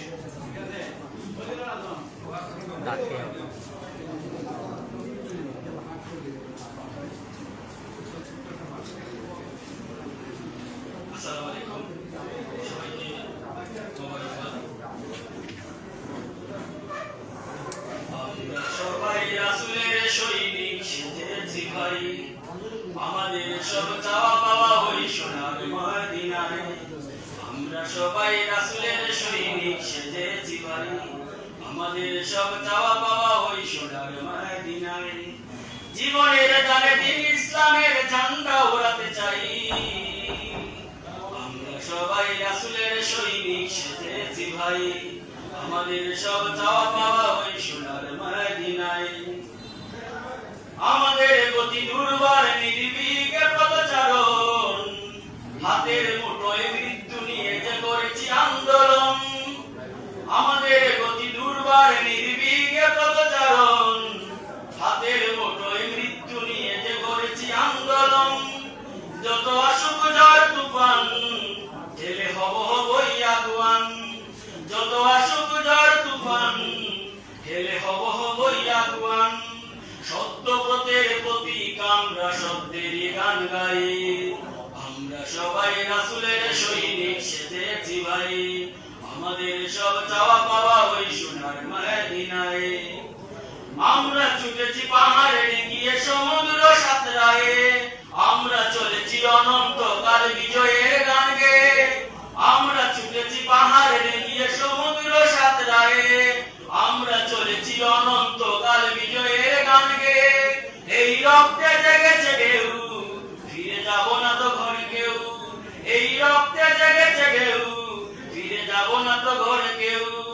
মরলে শহীদ বাঁচলে গাজী এটুকু প্রত্যাশাই, আমরা সবাই রাসূলের সৈনিক সেজেছি ভাই, আমাদের সব চাওয়া পাওয়া ওই সোনার মদিনায়। জীবনের দানে দিন ইসলামের ঝান্ডা ওড়াতে চাই, আমরা সবাই রাসূলের সৈনিক সেজেছি ভাই, আমাদের সব চাওয়া পাওয়া ওই সোনার মদিনায়। সবাইকে ধন্যবাদ।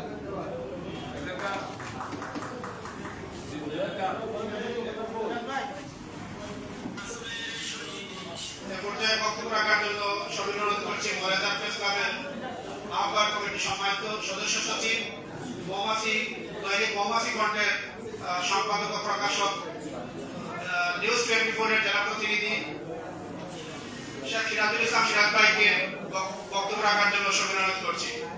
মৌলবাজার প্রেস ক্লাবের সম্মানিত সদস্য সচিব শেখ সিরাজুল ইসলাম সিরাজ ভাইকে বক্তব্য রাখার জন্য সবাই অনুরোধ করছি।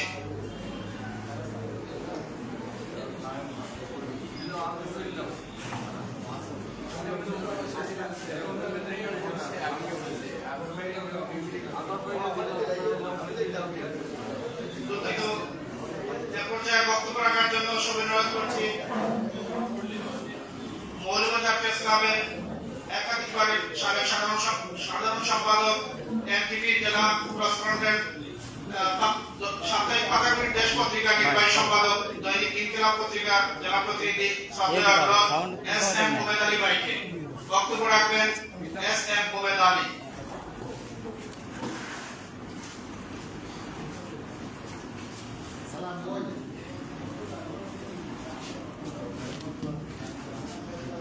ধন্যবাদ সকল উপস্থিতিকে, দীর্ঘক্ষণ যারা কথা শুনছেন। আজকে আপনারা আমাদের যে মূল ব্যানারটা সবাই দেখেছেন, দেশের দ্বিতীয় স্বাধীনতা যুদ্ধে বৈষম্যবিরোধী ছাত্র আন্দোলনের গণহত্যাকারী স্বৈরাচারী সরকারের হাতে নিহত বাংলা মায়ের গর্বিত সন্তান সকল শহীদদের স্মরণে আলোচনা সভা দোয়া, সেই সাথে যারা আহত আছেন তাদের জন্য আমরা দোয়া করবো এবং পরবর্তীতে তাদের সুচিকিৎসার জন্য আমরা এই মঞ্চ থেকে আমরা আহ্বান করব। আজকের অনুষ্ঠানে সম্মানিত সভাপতি মৌলভীবাজার প্রেস ক্লাবের আহ্বায়ক জনাব বক্সি ইকবাল আহমদ, মঞ্চে আছেন বাংলাদেশের মৌলভীবাজার প্রতিনিধি জনাব ডাক্তার সাদিক আহমদ, আমাদের মধ্যে আছেন জেলা বিএনপির সাংগঠনিক সম্পাদক এবং দ্বিতীয় মৌলভীবাজার প্রতিনিধি জনাব বক্সি মিসবাহুর রহমান, আমাদের মধ্যে উপস্থিত আছেন দৈনিক সংগ্রামের মৌলভীবাজার প্রতিনিধি জনাব মোহাম্মদ আসাদুর রহমান আজাদ ভাই, বাংলা বিষয় এবং জনগণের মৌলভীবাজার প্রতিনিধি সাবেক প্রেস ক্লাবের সাধারণ সম্পাদক জনাব হুমায়ুন আলী শাহীন, এবং শিক্ষার্থী যারা বৈষম্য বিরোধী আন্দোলনে রাজপথে যারা ছিলেন তারা, এবং আমার সহকর্মী সাংবাদিকবৃন্দ এবং সুধীবৃন্দ সবাইকে অভিনন্দন জানাচ্ছি আজকের এই অনুষ্ঠানে সবাই উপস্থিত হওয়ার জন্য। আসলে আন্দোলনের কথা যদি বলি, 36 দিনের জুলাই, 1 জুলাই থেকে 5 আগস্ট, এই 36 দিন আন্দোলন আমরা সুযোগকে দেখেছি। যখন টিভি পর্দায় যেতাম চোখ দিয়ে পানি পড়ত, বিশ্বাস করা যেত না।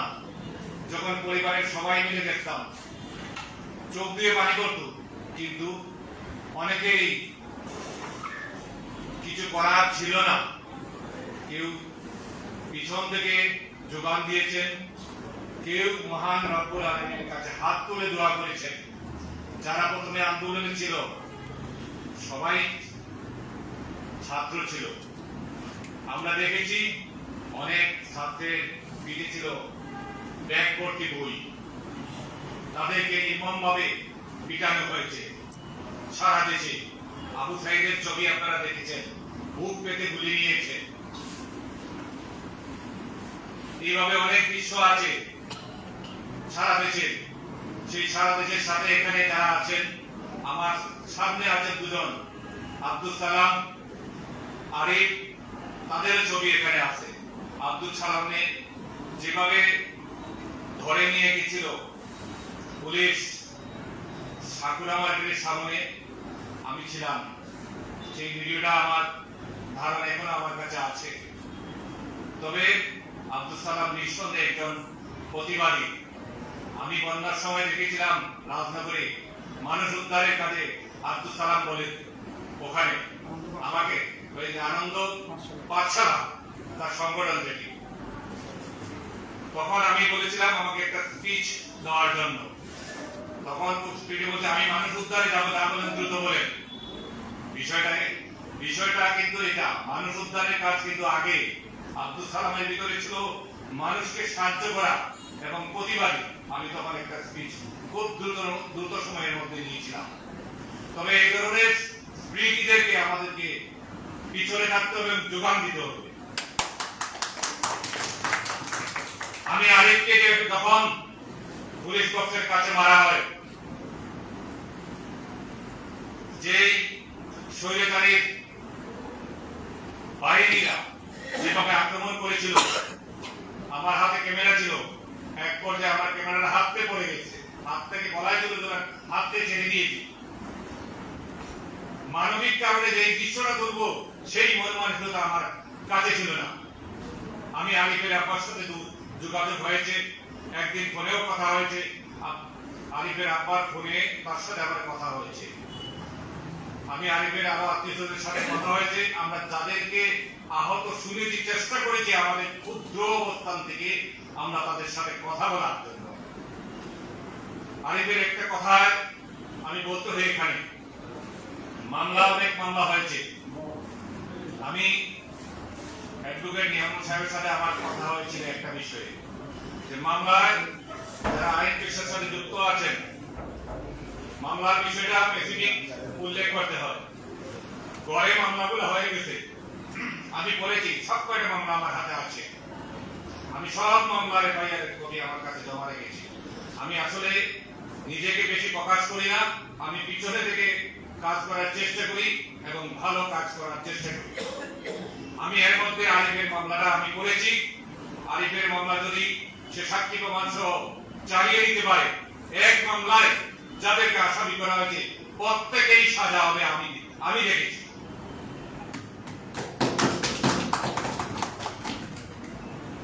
আমি আরিফের বিষয়ে আরেকটু কথা বলবো। তারা যে কথাগুলো বলেছেন বিভিন্নভাবে মামলার XYZ মামলার এই ঘটনার সাথে জড়িত নয়, এই ধরনের কথাগুলা শুধু তারার কথা নয়, আমাদের কানেও আসতেছে। আমার কথা হলো পুলিশ তদন্ত করবে, সেখানে কেন আমাদের কিছু যারা আন্দোলনে ছিল তারা কেন সেই সুপারিশে যাবে? যে XYZ ছিল না, আরিফ আপনি লিখে দেন। আমি জানি আরিফের বাড়িতে গেছে, আরিফ লিখে দেওয়ার জন্য সেই কথাটা এখানে বলে নাই, কিন্তু আমি জানি। আমি যদি মিথ্যা বলি, আরিফ এই কথাটা না বললে উচিত। এই যদি আমাদের এই আন্দোলনের সফলতা হয়, তাহলে আমরা মূল লক্ষ্যে আমরা পৌঁছতে পারবো না।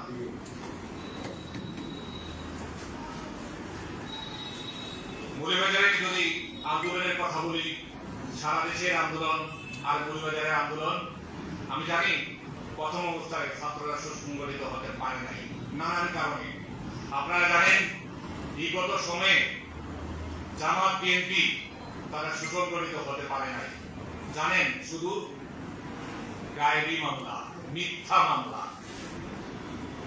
তারা রাস্তায় দাঁড়ালে একটা শান্তিপূর্ণ মিছিল, যেহেতু গণতন্ত্র আছে, গণতান্ত্রিক দেশ, প্রত্যেক নাগরিকের প্রত্যেক দলে তার যে কোনো বিষয়ে শৃঙ্খলা মেনে প্রতিবাদ জানাইতে পারে, সেগুলো পারে নাই। আজকে বিএনপি জামাত নেতারা তাদের এক একজনের উপর যে কতটি মামলা আছে, আমি সে হিসাব এখানে দেওয়া সম্ভব না। প্রত্যেক মানুষ বাড়িতে ছিল না, তো সেইগুলো কিন্তু ছাত্ররা জানে। সে কারণে প্রথম দিকে তারা মৌলভীবাজারে সুসংগঠিত হতে পারে নাই। তবে তারা যে হয় নাই এটা আমি বলবো না, পরে কিন্তু সুসংগঠিত হয়েছে তারা। প্রথম সাকুরা মার্কেটের সামনে যে ঘটনাটা ঘটলো, তখন সালামকে পুলিশ কিভাবে ধরে নিয়েছে সেই দৃশ্যটা আমার হাতে ধারণ করা আছে এবং সেই ভিডিওটাও আমার কাছে আছে। সালাম কিন্তু প্রতিবাদী নিঃসন্দেহে, তো সেই দৃশ্যটা আমার কাছে আছে। 3 বার কারাভোগ করেছে। প্রতিবাদী মানুষের এইভাবেই থাকে। আমারও 16 বছরে 3টি মামলা আমি খেয়েছি। আমিও যে খুব আরামে ছিলাম তা না। সুতরাং হয়তো আমরা প্রকাশ করি নাই, মামলাগুলো আমরা চালিয়ে গিয়েছি। এর পিছনে, মামলার পিছনে ঘুরতে গিয়ে অনেক সময় লাগে। সালাম যেটি বলেছেন, যে মামলাগুলো 5 আগস্টে এই আন্দোলন চলাকালীন মামলা, এগুলা কেন হাজিরা দেব?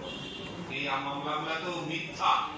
এই মামলা তাদেরকে মারধর করা হয়েছে, আবার তাদেরকে আসামি করা হয়েছে। এটা তো হয় না। এই মামলা খারিজ হয়ে যাওয়ার কথা। এটার জন্য প্রতিবাদ করতে হবে আমাদের প্রত্যেককে। আমি 4 তারিখের একটু বর্ণনা দিই।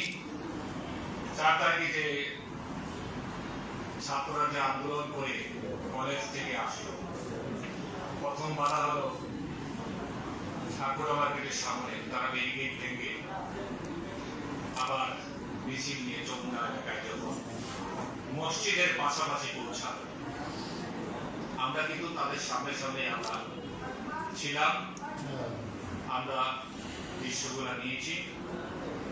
আবার এর আগে যমুনা এলাকার অবস্থা আমরা দেখে নিয়েছি। তাদের অবস্থান ছিল আগে থেকে প্রস্তুতি, মারমুখী তারা আসলেই হামলা করবে, যে কি হয়েছে। আমি যদি ভুল না বলি, জামালি মসজিদের সামনে তাদের মিছিল পৌঁছার সাথে সাথেই হামলা শুরু হয়ে গেছে। আমি ছিলাম ওই হামলায়। অনেক আমাদের ছোট্ট আমাদের শিক্ষার্থী ভাইরা মানে যেভাবে অমানবিক ভাবে তাদেরকে পিটানো হয়েছে, তৎসময় আমরা বসে আমাদের চোখের পানি পড়েছি। কারণ এই দৃশ্য ধারণ করার মতো মন মানসিকতা সবার ছিল না। কারণ আমারও ছেলে এই কলেজে পড়ে, আমি বাড়িতে আটকে রেখে আসছিলাম, পরে জানি যে সে ওই মিছিলে চলে আসছে। আসলে কাউকে আটকে রাখা যায় না। আমি জানি যে ছেলেটা বা যেই মেয়েটা বাড়ি থেকে বের হয়ে আসছে, তার বাবা মা পিছন দিকে তার পিছনে পিছনে ওই আন্দোলন স্থলে চলে আসছে। আমি জানি যুক্ত শিশুকে নিয়ে অভিভাবকরা আন্দোলন করে গেছে। আপনারা সেই দৃশ্যগুলো দেখেছেন। কেউ কিন্তু ঘরে থেমে নেই। যাই হোক, ওখানে বেদরক পিটানোর পরে এই দৃশ্যগুলো ওই দিন সামাজিক যোগাযোগ মাধ্যমটা ওপেন ছিল। 4 তারিখ আপনারা অবশ্যই জানেন। ওই দৃশ্যগুলো কিন্তু আশেপাশে যারা ছিল সাধারণ জনগণ বা রাজনৈতিক দলের কর্মীরা যারা ছিলেন, তারা কিন্তু দেখে খুব বেশি সময় লাগে নাই তাদেরকে জবাব দিতে। তারা কিন্তু সুসংগঠিত হয়ে ছাত্র জনতাকে নিয়ে আবার জবাব দিয়েছেন।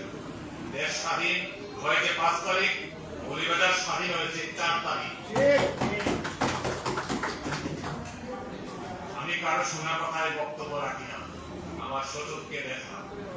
ওই সময়ে যখন ছাত্ররা মার খেয়ে হাসপাতালে গেল, সরকারি হাসপাতালে অনেকে যায় নাই, জানে তারা বা তাদের অভিভাবক যারা নিয়ে গেছিলেন যে ওখানে গেলে আবার হামলা হবে। তারা ম্যাক্সিমাম আমি খবর রেখেছি, তারা প্রাইভেট ক্লিনিক, প্রাইভেট হাসপাতাল বা সিলেটে তারা চিকিৎসা দিয়েছেন। তাদের নিরাপত্তা ছিল না যে ওখানে গেলে আবারও আমরা হামলার সম্মুখীন হব। তো এই বিষয়গুলো আমাদের চোখের সামনে বারবার আসে। আমি তাদের সাথে কিছু কথার সাথে একমত। বৈষম্য বিরোধী ছাত্র আন্দোলনের যারা বিপক্ষে ছিল কথা এসেছে, তাদের যাতে মূল স্ট্রিমের সাংবাদিকের পাশে যাতে তারা না দাঁড়ায়, আমি তাদের সাথে একমত। দ্বিমত হওয়ার সুযোগ নেই। আমরা কয়েকদিন আগে আমাদের এখানে একজন এসেছিলেন, আমরা ভদ্রভাবে তাকে বলে দিচ্ছি চলে যাওয়ার জন্য। তবে আমরা সবকে তো আর চিনি না বা শনাক্ত করতে পারি না। যদি এমন কেউ থাকে আমাদেরকে জানাবেন। আমরা সেই বিরোধীদেরকে নিয়ে আমরা কখনো কোনো কাজ করতে চাই না।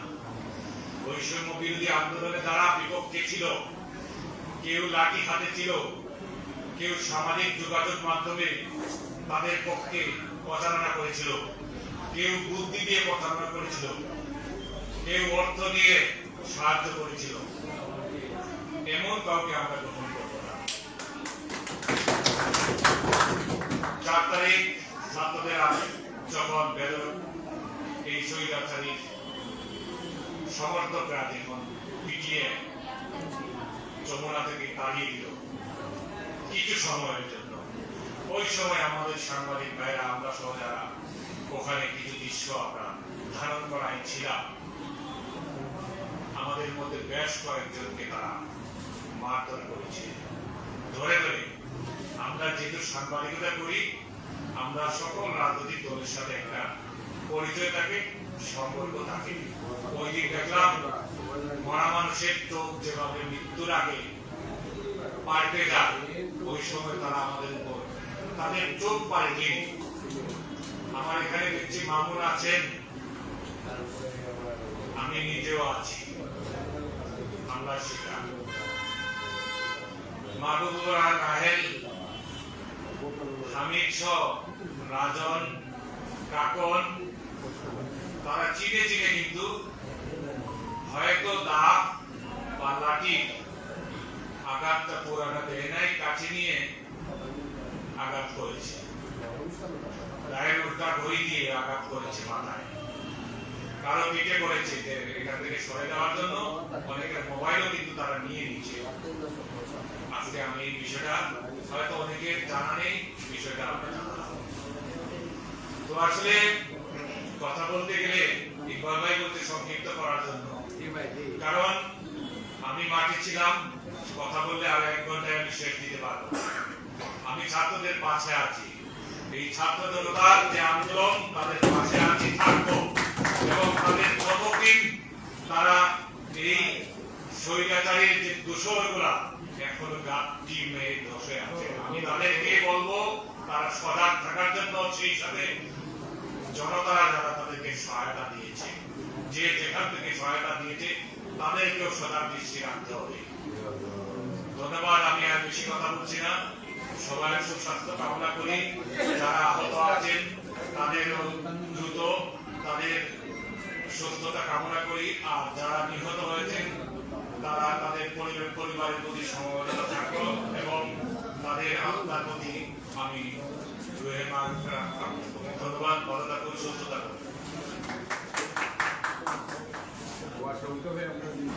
আসলে আমাদের একটু বিলম্ব হয়ে গেছে, আমরা সংক্ষিপ্তভাবে বক্তব্য দিয়ে মিলাদ মাহফিলের মাধ্যমে শেষ করব, এবং আপনাদের জন্য আমরা আপ্যায়নের কিছু ব্যবস্থা করেছি, আপনারা অবশ্যই আপ্যায়ন করে যাবেন। এবারে বক্তব্য রাখার জন্য আমি অনুরোধ করছি সিনিয়র সাংবাদিক, দীপ্ত টিভি টেলিভিশনের জেলা প্রতিনিধি মিসবাহুর রহমান মিসবাহ ভাইকে।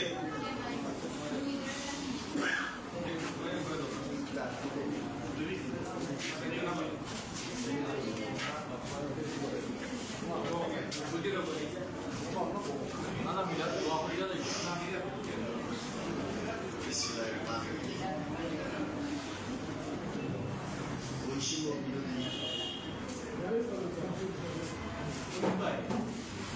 ছাত্র আন্দোলনের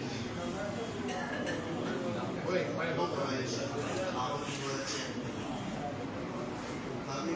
তাদের উদ্দেশ্য করে মৌলভীবাজার প্রেস ক্লাব আজকে আলোচনা সভা ও দোয়া মাহফিলের আয়োজন করেছে। আজকের এই মহতী অনুষ্ঠানের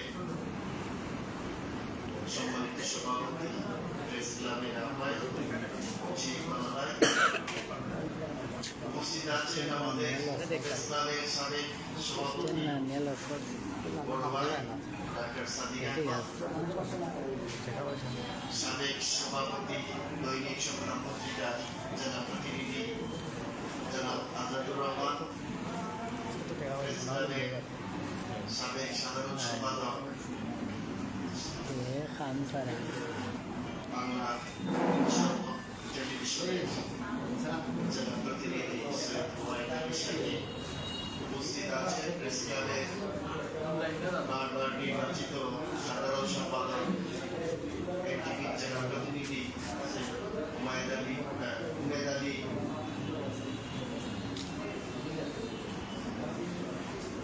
মোহাম্মদ সিকন্দের সম্পাদক সিরাজুল ইসলাম সহ আমার সামনে ভূমিষ্ঠ প্রেস ক্লাবের সম্মানিত সদস্যবৃন্দ, আগত বৈষম্য বিরোধী ছাত্র আন্দোলনের প্রিয় ছাত্রছাত্রী ভাই বোনেরা, আসসালামু আলাইকুম। আসলে উমেদ আলী ভীষণ আলোচনা করেছে, অনেক সময় হয়েছে, এখানে দোয়ার জন্য আমাদের শ্রদ্ধেয় মৌলানা সাহেবরাও চলে এসেছে। আন্দোলন এখানে যারা আছেন আপনারা সবার সামনেই আন্দোলন, এবং আপনারা আন্দোলনে সক্রিয় অংশগ্রহণ করেছিলেন। এই দীর্ঘ মাসব্যাপী আন্দোলনে আমাদের প্রাণপ্রিয় ছাত্রছাত্রী সহ সাধারণ জনতার অনেকেই শহীদ হয়েছে, অনেকে আহত হয়েছে। আমরা সংখ্যাটি এখনো পরিষ্কার করে পাচ্ছি না, যেহেতু সংখ্যাটি দিন দিন দীর্ঘায়িত হচ্ছে। যারা শহীদ হয়েছে তাদের আত্মার মাগফিরাত কামনা করি, তাদের পরিবারের প্রতি সমবেদনা জানাই। কিন্তু আমরা যতটুকু জেনেছি প্রায় 20,000-এর উপরে মানুষ আহত হয়েছে। সবচেয়ে বেশি যারা তাদের দুটি চোখ একেবারেই অন্ধ হয়ে গেছে। আমি ইংল্যান্ডে ছিলাম, ওইখানের পত্রিকাগুলোতে ভীষণ আলোচনা হয়েছে, আল জাজিরাতে আলোচনা হয়েছে, নিবন্ধ হয়েছে। এইগুলা নিয়ে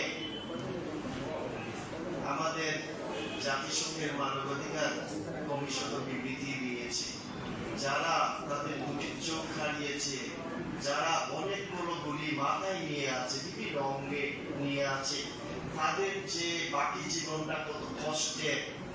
এতদিন তারা আলো দেখেছে, স্বৈরাচারীর আলো দেখেছিল, অত্যাচার দেখেছিল, কিন্তু আজকে স্বাধীনতা হয়েছে, স্বাধীন পেয়েছে, কিন্তু স্বাধীনতার যে প্রকৃত আলো সেটা থেকে তারা বঞ্চিত করেছে। শুধুমাত্র স্বৈরাচারী সেই বুলেটের গুলি, সেটা গুলি তাদের চোখের আলো চিরদিনের জন্য অন্ধকার করে দিয়েছে। আমরা আজকে এখানে অনেক কথা হয়েছে, আমরা যারা সংবাদকর্মী আছি আমাদের দায়িত্ব হলো যারা আহত হয়েছে, যারা নিহত হয়েছে তাদের প্রকৃত তথ্য তুলে ধরা এবং এই সমস্ত কর্মকাণ্ডে যারা বিরোধিতা করেছে, যারা এই হত্যার সঙ্গে জড়িত, তাদেরকে খুঁজে তাদের তথ্য প্রকাশ করা, যাতে অন্তত আগামী প্রজন্ম তাদেরকে চিনতে পারে, তাদেরকে ঘৃণা করতে পারে, এই সমাজে তাদের জায়গা আমাদের পাশে যাতে না হয়।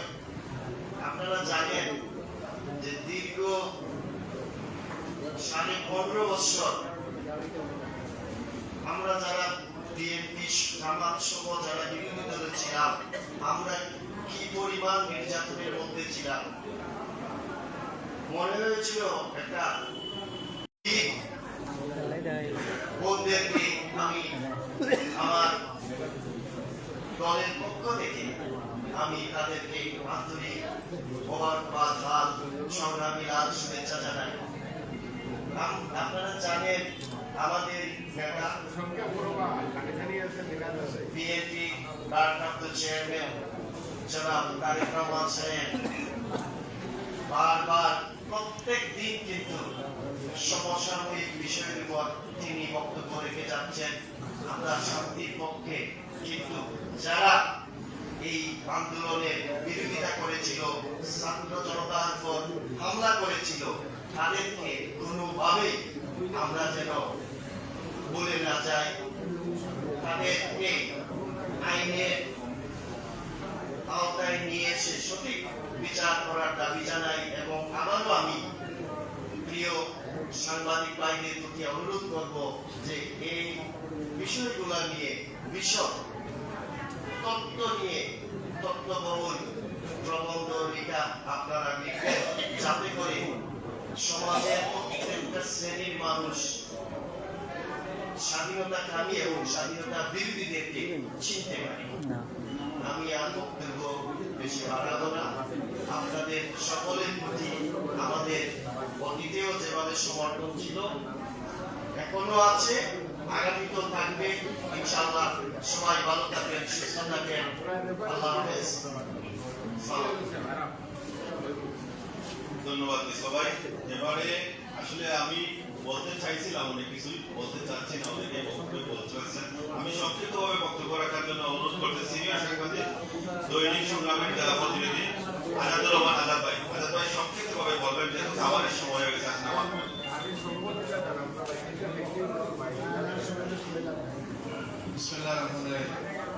আজকের এই সুন্দর অনুষ্ঠানের সম্মানিত সভাপতি, উপস্থিত সিনিয়র সাংবাদিকবৃন্দ, সামনে আমার সহকর্মী সাংবাদিকবৃন্দ এবং আন্দোলনের ছাত্রছাত্রীরা সবাইকে আসসালামু আলাইকুম।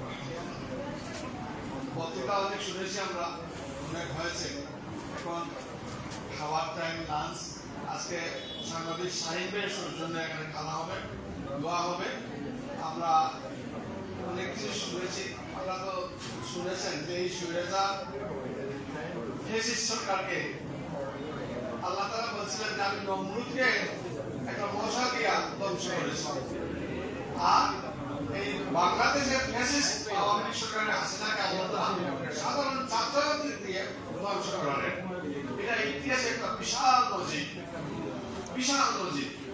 ওরা মনে করেছিল যারা সব রাস্তা বন্ধ করে দিয়েছে, আর্মির উপর আহ্বান, বিডিআরের উপর আহ্বান, পুলিশের উপর আহ্বান, দৌড় আহ্বান, ছাত্রদের আহ্বান, আমাকে কে রাখে, কেউ পড়ায়, আমি 42 সাল পর্যন্ত থাকবো।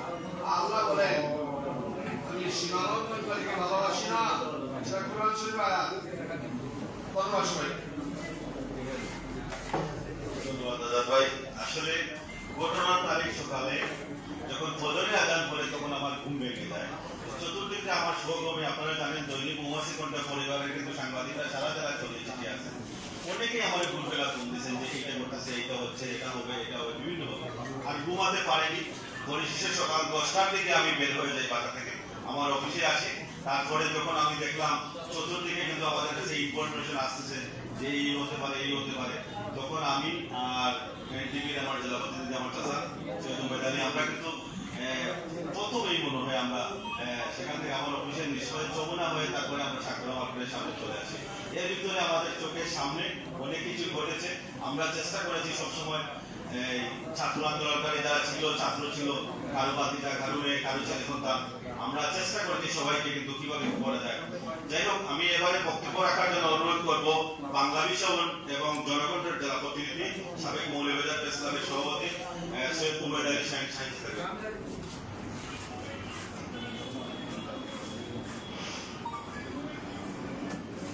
আজকের অনুষ্ঠানের আজকের দোয়া এবং আলোচনা সভার সম্মানিত সভাপতি, উপস্থিত সাংবাদিক বন্ধুরা এবং বৈষম্য বিরুদ্ধে ছাত্র আন্দোলনের সাথে যারা জড়িত ছিলেন, সবাইকে আসসালামু আলাইকুম রাহমাতুল্লাহি। অনেক বলা হয়েছে, বলার কিছু নেই। 4 তারিখের কিছু ঘটনা তা বললেই নয়। যারা হয়েছে, যারা আহত নিহত হয়েছে, তারা এটার ব্যথা একমাত্র বুঝতে পারবে, স্যার বাইরের কেউ বুঝতে পারবে। আমি ছোট্ট একটা উদাহরণ বলে দিই। আমি জীবনের নামাজ শেষ করে এসে আমার ছোট ভাই উমেদকে ফোন দিলাম, সবাই চলে আসছে, তুই কোথায়? তখন সে আমাকে একদম কন্দনরত অবস্থায় বলল, ছোট ভাই আমি তো খুব অবরুদ্ধ আছি, বড় সমস্যা আছে, দোয়া করিও আমার। এই কথা বলার সাথে সাথে আমার কাছে ছিল ইমাদকে বললাম উমেদকে উদ্ধার করে নিয়ে আসতো, চলো তাড়াতাড়ি। ইমাদ আমার মোটরসাইকেলে উঠছে, আমি আর ইমাদ মোটরসাইকেল নিয়ে আসছি। সেকেন্ডারি রোডের মোড়ে আসার পরে অনেক লোক আমাকে বললো, ভাই জগবানা এখানে ওইদিকে প্রচুর মারামারি হচ্ছে, আপনারা জগবানা গেলেও মারবো, যাদের যে পায় খালি মারে। আমি অনুভব সুবানের মুহূর্তে দেখি উমেদ এবং সিরাজ মোটরসাইকেল নিয়ে চলে আসছে। আমি বললাম যে তোমরা কিছুই চলবে না, আমরা কিচ্ছুই ছিল, আল্লাহর রহমতে ভালো আছি, আমার বড় বিপদ আসছে। যাই হোক ভাই, এই আমার যদি আমার ভাই একটা বিপদ করছিল, আমার মধ্যে এত অনুভূতি আসছিল, যাদের সন্তান হারিয়েছে, যারা আহত হয়েছে, তাদের যে কি অবস্থা সেটা ভাষায় প্রকাশ করতে পারবো না। গত জুলাই আগস্ট আন্দোলনে এই পর্যন্ত 1581 জনের লিস্ট পাওয়া গেছে নিহত হয়েছে এবং প্রায় 25,000-এর উপরে আহত হয়েছে। আমি আহত এবং নিহত সবাই পরিবারের প্রতি সমবেদনা জ্ঞাপন এবং যারা নিহত হয়েছেন তার রুহুর আত্মার মাগফিরাত কামনা, আল্লাহ যেন তাদের বেহেশত দান করেন এবং যারা জীবিত আছেন আল্লাহর কাছে দোয়া করি যেন আল্লাহ দ্রুত তাদের সুস্থতা দান করেন। আমিন। ধন্যবাদ সবাই। ধন্যবাদ। আসলে আমি আর কথা না বলেই বলছি, যেসব আওয়ামী লীগের যারা নেতাকর্মী ওই ঘটনার দিন হামলা করেছে বা প্রত্যক্ষ বলতে পারে, অনেকে কিন্তু আসামি আছে। আমরা কিন্তু প্রশাসনের সাথে আমরা ইতিমধ্যে কথা বলেছি, আবারও কথা বলবো, কেন আসামিদের ধরা হচ্ছে না। ওরা কিন্তু বিভিন্ন উপায়, একটু আগে আমার বলেছেন যে তারা বিভিন্নভাবে বাদীকে ম্যানেজ করার চেষ্টা করতেছে বা মামলা থেকে বাঁচার চেষ্টা করতেছে, তারা যাতে কোনো অবস্থাতেই বাঁচতে না পারে এবং শহরে যাতে তারা ওপেনলি চলাফেরা না করতে পারে এবং পুলিশ যাতে দ্রুত গ্রেফতার করে আইনের আওতায় নিয়ে আসে সেদিকে দৃষ্টি রাখবে আমি আশা করি পুলিশ প্রশাসন। আমি এবারে সংক্ষিপ্ত বক্তব্য রাখার জন্য অনুরোধ করব মৌলভীবাজার প্রেস ক্লাবের সাবেক সভাপতি, জনপ্রত্যাশা পত্রিকার সম্পাদক প্রকাশক, বাসস জেলা প্রতিনিধি ডাক্তার সাদিক আহমদ সাদিক ভাইকে বক্তব্য রাখার জন্য। ধন্যবাদ শেখ সিরাজুল ইসলাম, সম্পাদক মৌলভীবাজার। আজকে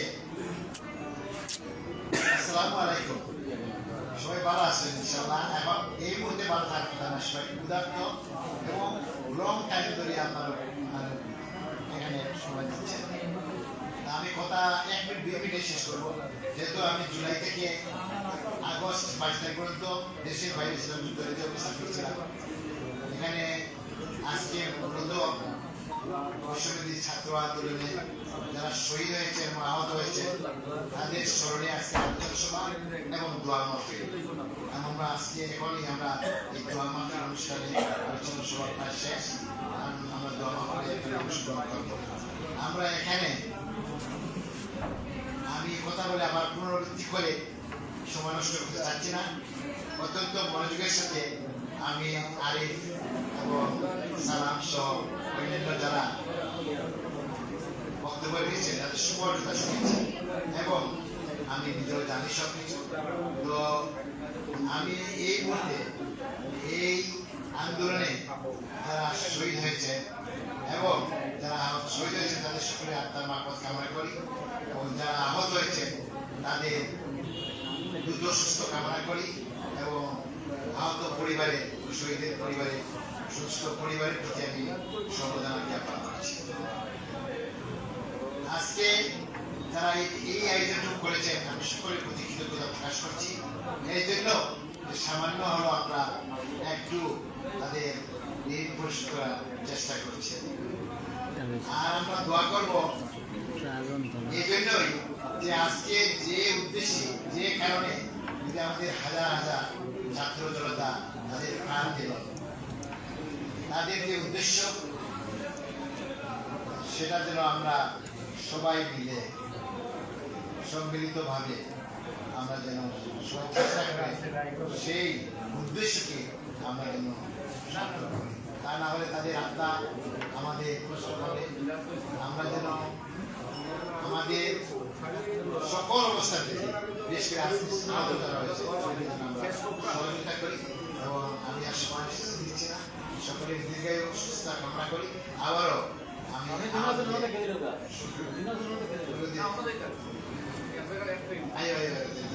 আমি সবাইকে অনেক অনেক ধন্যবাদ শুভেচ্ছা জানাচ্ছি। অনেক কথা বলার ছিল, সবাই সর্ববিনয় আমি আর এখানে শেষ করছি। মনে রাখবেন যে স্বাধীনতা অর্জন করা যত কঠিন, ঠিক একইভাবে এটাকে রক্ষা করাও যত কঠিন। কাজে আমরা সেই চিন্তা যেন আমাদের মাথায় সকলে থাকে। মৌলভীবাজার প্রেস ক্লাবে আলোচনা দোয়া মাহফিলের আজকের এই অনুষ্ঠানে আমি সরকারের কাছে আবেদন জানাবো, নিবেদন জানাবো, সারা দেশে ছাত্র জনতার উপরে দায়ের করা মামলা অবিলম্বে প্রত্যাহার করার ব্যবস্থা নেবেন, এটা আমি আশাবাদী। এবারে আমাদের অনুষ্ঠানের শেষ পর্যায়ে আমরা চলে আসছি। আমাদের মৌলভীবাজার প্রেস ক্লাবের আহ্বায়ক বক্সি ইকবাল সাহেব বক্তব্যের মাধ্যমে কিন্তু অনুষ্ঠানটি শেষ হবে। আর তার আগে আমি একটু বলতে চাই, মিলাদ দোয়া মাহফিলের আগে কিন্তু আপনারা ভিতরে সবাই চলে আসেন। আমাদের কিছু তহবিল আছে, আপনারা গ্রহণ করে নেবেন। ভেতরে যে যেখানে আছেন বসা সেখানে আপনারা গ্রহণ করবেন এই প্রত্যাশাকে।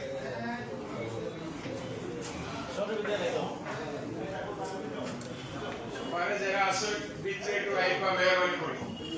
আসসালামু আলাইকুম। আলহামদুলিল্লাহ। এটা কথা আছে নাকি?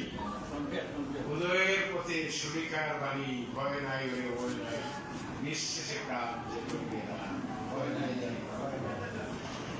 এটা বিপ্লব করেন, দ্বিতীয় বিপ্লব করেন, গণ বিপ্লব করেন। বিপ্লব সেটা হয়েছে, অন্যায়ের বিরুদ্ধে বিপ্লব হয়েছে। সেই বিপ্লবে যারা আত্মাহুতি দিয়েছেন আজকের এই সবার তরফ থেকে আমরা তাদের স্মৃতির প্রতি গভীর সমবেদনা জানাই এবং নিহত যারা হয়েছে তাদের আত্মার মাগফিরাত কামনা করছি। আমরা সর্বপ্রথম কর্মীর সবাই আল্লাহ নিকটে প্রার্থনা করবো যে আল্লাহ যেন তাদের উত্তম রেজাল্ট দান করেন। যারা বক্তব্য রেখেছেন, বিশেষত যারা বৈষম্যবিরোধী ছাত্র আন্দোলনের এখানকার যারা নেতৃত্ব, তাদের কথাগুলো আমরা খুব মনোযোগ সহকারে শুনেছি। অনেকটা জানতাম না, সামাদ বলো সালাম বলো যারাই আপনারা বলেছেন এবং এখানে ইমাদ বারে বারে বলেছে যে যারা আহত হয়েছেন আপনারা অবিলম্বে লিস্টটা আমাদের সামনে দেন। বা ওই যে বললেন যে কাজটা লিস্টে কিছু ছেলেরা আন্দোলনে ছিল, আমরা তো সেটা জানি না। একটা ছেলে বলতেছে বিধ্বস্ত অবস্থায় চৌমনাতে সে কান্নাকাটি করতেছে, দেয়ালে মাথা টেকতেছে। এই সবগুলা লিস্ট আপনারা 2 থেকে 3 দিনের মধ্যে দিয়ে আমাদের অবস্থান থেকে আমরা ইনশাআল্লাহ সক্রিয়ভাবে সবাই এই কাজটা করে যাব। আর আমাদের প্রাক্তন সেক্রেটারি বলেছে রুবেদারি সাহেব ভাই বা অন্যান্য সবাই আপনাদের পাশে আমরা আছি। আর্থিকভাবে, মানসিকভাবে, মানবিকভাবে আপনারা হতাশ হওয়ার কোনো কারণ নাই। আজকের বক্তব্যের মাধ্যমে আমরা সেটা বুঝতে পারলাম যে আমাদেরও ব্যর্থতা আছে, আমরা খোঁজ নিতে পারিনি। যদি খোঁজ নিতে পারতাম এই কথাগুলো আপনাদেরকে আমরা বলতাম না। যে আমি কথা বাড়াতে চাই না, আমরা সকলেই সহমতি। প্রশ্ন একটাই, সংস্কার হবে। সংস্কারের বিরোধী যে পক্ষ আছে তারা সক্রিয়। এই যে বললেন যারা মামলা করছে, মামলার পক্ষে যারা মামলাবাজ, যারা আসামি, তারাই বাইরে থেকে এই কাজ করা করে দিচ্ছে। এদেরকে চিহ্নিত করতে হবে। আপনারা বলেন তারা এই কাজ করা করতেছে, আর আমাদের তো দাবি আমরা প্রশাসনের দূরেই করবো, অবিলম্বে এদেরকে গ্রেফতার করা হোক। এরাই বাইরে থেকে কলকাঠি কাটতেছে। আর বিপ্লব সফল করতে গেলে এটা ধরে রাখতে গেলে এইভাবে হবে না, পিছনে ব্যাংকারের ভূমিকা পালন করতে হবে। কোথায় সংস্কার হচ্ছে, কোন সংস্কারে ভালো হচ্ছে, যেটা নিজে বললেন যে আমরা আশিক নজরুলের একটা কথায় আমরা প্রতিবাদ করেছি। এইভাবে সতর্ক থাকতে হবে কোথায় কোন জিনিস অন্যায়। এই যে বিপ্লব বা বৈষম্য যেটা হলো, সেটা তো অর্থনৈতিক বৈষম্য আছে, মনোহিতারে অর্থনৈতিক বৈষম্য, মনোহিতারা বৈষম্য রয়েছে, আছে না? অনেকগুলো জায়গায় রাস্তাঘাট অন্যায় হয়েছে, এগুলো আমরা তুলে ধরার চেষ্টা করবো। এবং এটা দেখেন আপনারা যে মনোহিতার প্রেস ক্লাবে আমরা যে আজকে যে অবস্থায় বসেছি, আমরা যারা আপনাদের সাথে সংহতি প্রকাশ করেছি, আজকে কিন্তু প্রেস ক্লাব আমাদের নিয়ন্ত্রণে, আমাদের দখলে। আপনারা কি মনে করেন? হাততালির মাধ্যমে আমরা আমরা আপনাদের পাশে আছি, আপনারা হতাশ হবেন না। এখানে যারা আমন্ত্রিত অতিথি হিসেবে যারা রয়েছেন, তাদের সকলের প্রতি অনুরোধ সব সময় আপনার সতর্ক দৃষ্টি রাখেন। নিউজের মাধ্যমে হতে পারে, সামনের প্রতিবেদনের মাধ্যমে হতে পারে। একদের পরিচয় খুব সুন্দর কথা, আরো বড় আকারে আমাদের বসা উচিত। যারা বঞ্চিত হয়েছে তাদেরকে আমরা সেটা বসবো। আলহামদুলিল্লাহ আপনারা শুরু হয়েছেন, ইসলামের পক্ষ থেকে আপনাদেরকে আন্তরিক এবং কৃতজ্ঞতা জানাচ্ছি। শহীদ যারা হয়েছেন তাদের স্মৃতির প্রতি আবারও আমরা যথার্থ শ্রদ্ধা নিবেদন করছি। আহত যারা হয়েছেন, যারা রাস্তায় আসেন, সবার প্রতি আমরা থাকবো, সেই অঙ্গীকার করলাম। ধন্যবাদ সকলকে।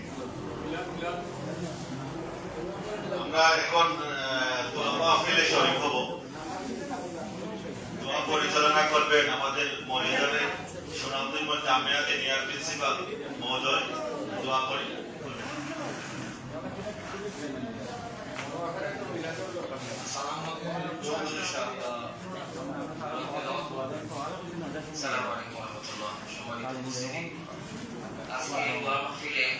আমরা যারা উপস্থিত হয়েছি, আমরা সবাই জানি বৈষম্য বিরোধী ছাত্র আন্দোলনে আমাদের অনেক ভাই বোন নিহত হয়েছে। আমরা সবাই এখানে আলোচনা করেছি, আমরা তাদের জন্য রুহের মাগফিরাত কামনা করার জন্য, যেহেতু দোয়ার মাহফিল, আমরা সবাই আল্লাহ রাসূল সাল্লাল্লাহু আলাইহি ওয়াসাল্লাম বলেছেন যদি সূরা ইখলাস 3 বার তেলাওয়াত করা হয় তাহলে এক খতম কোরআন শরীফের সওয়াব পাওয়া যায়। আমরা সবাই একসাথে ইনশাআল্লাহ সূরা ইখলাস 3 বার করব। আউযু বিল্লাহি মিনাশ শাইতানির রাজীম। বিসমিল্লাহির রহমানির রহিম।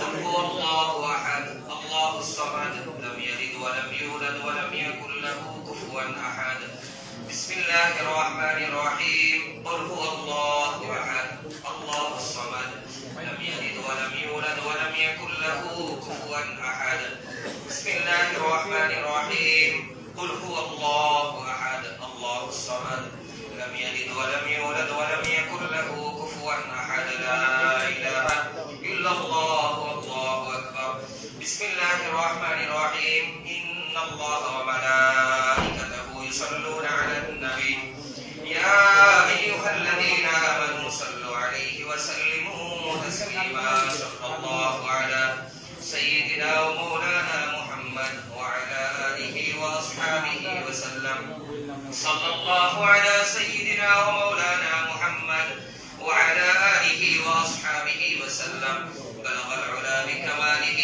كشف الدجى بجماله حسنت جميع خصاله صلوا عليه وآله سلموا يا قوم بل صلوا على صدر الأمين مصطفى ما جاء إلا رحمة للعالمين أستغفر الله إن الله غفور رحيم أستغفر الله ربي من كل ذنب وأتوب إليه لا حول ولا قوة إلا بالله العلي العظيم لا إله إلا الله محمد رسول الله صلى الله عليه وسلم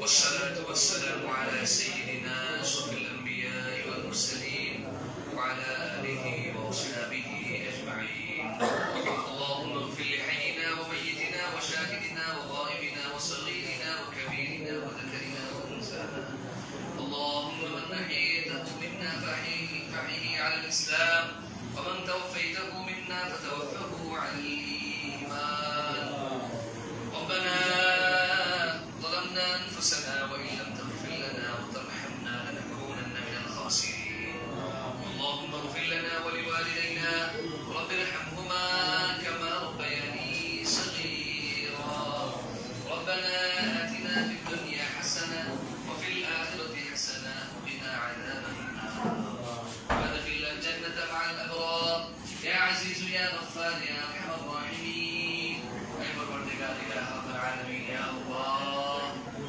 أي الله أمدد تسبيح تحليل لتلاوة القرآن لدروس شريف لقبول منزول فرما رب العالمين الزرية شبه مدى زندگی تمام كنا خدك معاف يا الله أرحم الراحمين مدى زندة مدى الشبير معاف أرحم الراحمين أكرم الأكرمين يا الله أسئل آيات في قبول منزول أرحم الراحمين أكرم الأكرمين أي الله ويشم بالله আন্দোলনে যে বা যাহারা আয় আল্লাহ প্রাণ দিয়েছেন আয় আল্লাহ সকলের এই মেহনতকে কুরবানিকে কবুল মঞ্জুর করুন আয় আল্লাহ যারা প্রাণ দিয়েছেন দান দিয়েছেন আমাদেরকে শহীদি মর্যাদা দান করুন রব্বুল আলামিন অনেকেই আয় আল্লাহ আহত হয়েছেন আঘাতপ্রাপ্ত হয়েছেন অনেকেই হসপিটালের মধ্যে আছেন অনেকেই আবার সুস্থ হয়ে উঠতেছেন রব্বুল আলামিন সবাইকে শিফায়ে কামিলা আলামিন নসিব করুন সুস্থ অবস্থায় আয় আল্লাহ আমাদেরকে স্বাভাবিক জিন্দেগি চালাইবার আমাদেরকে তৌফিক দান করুন আল্লাহ আমরা যে জায়গাতে হাত তুলেছি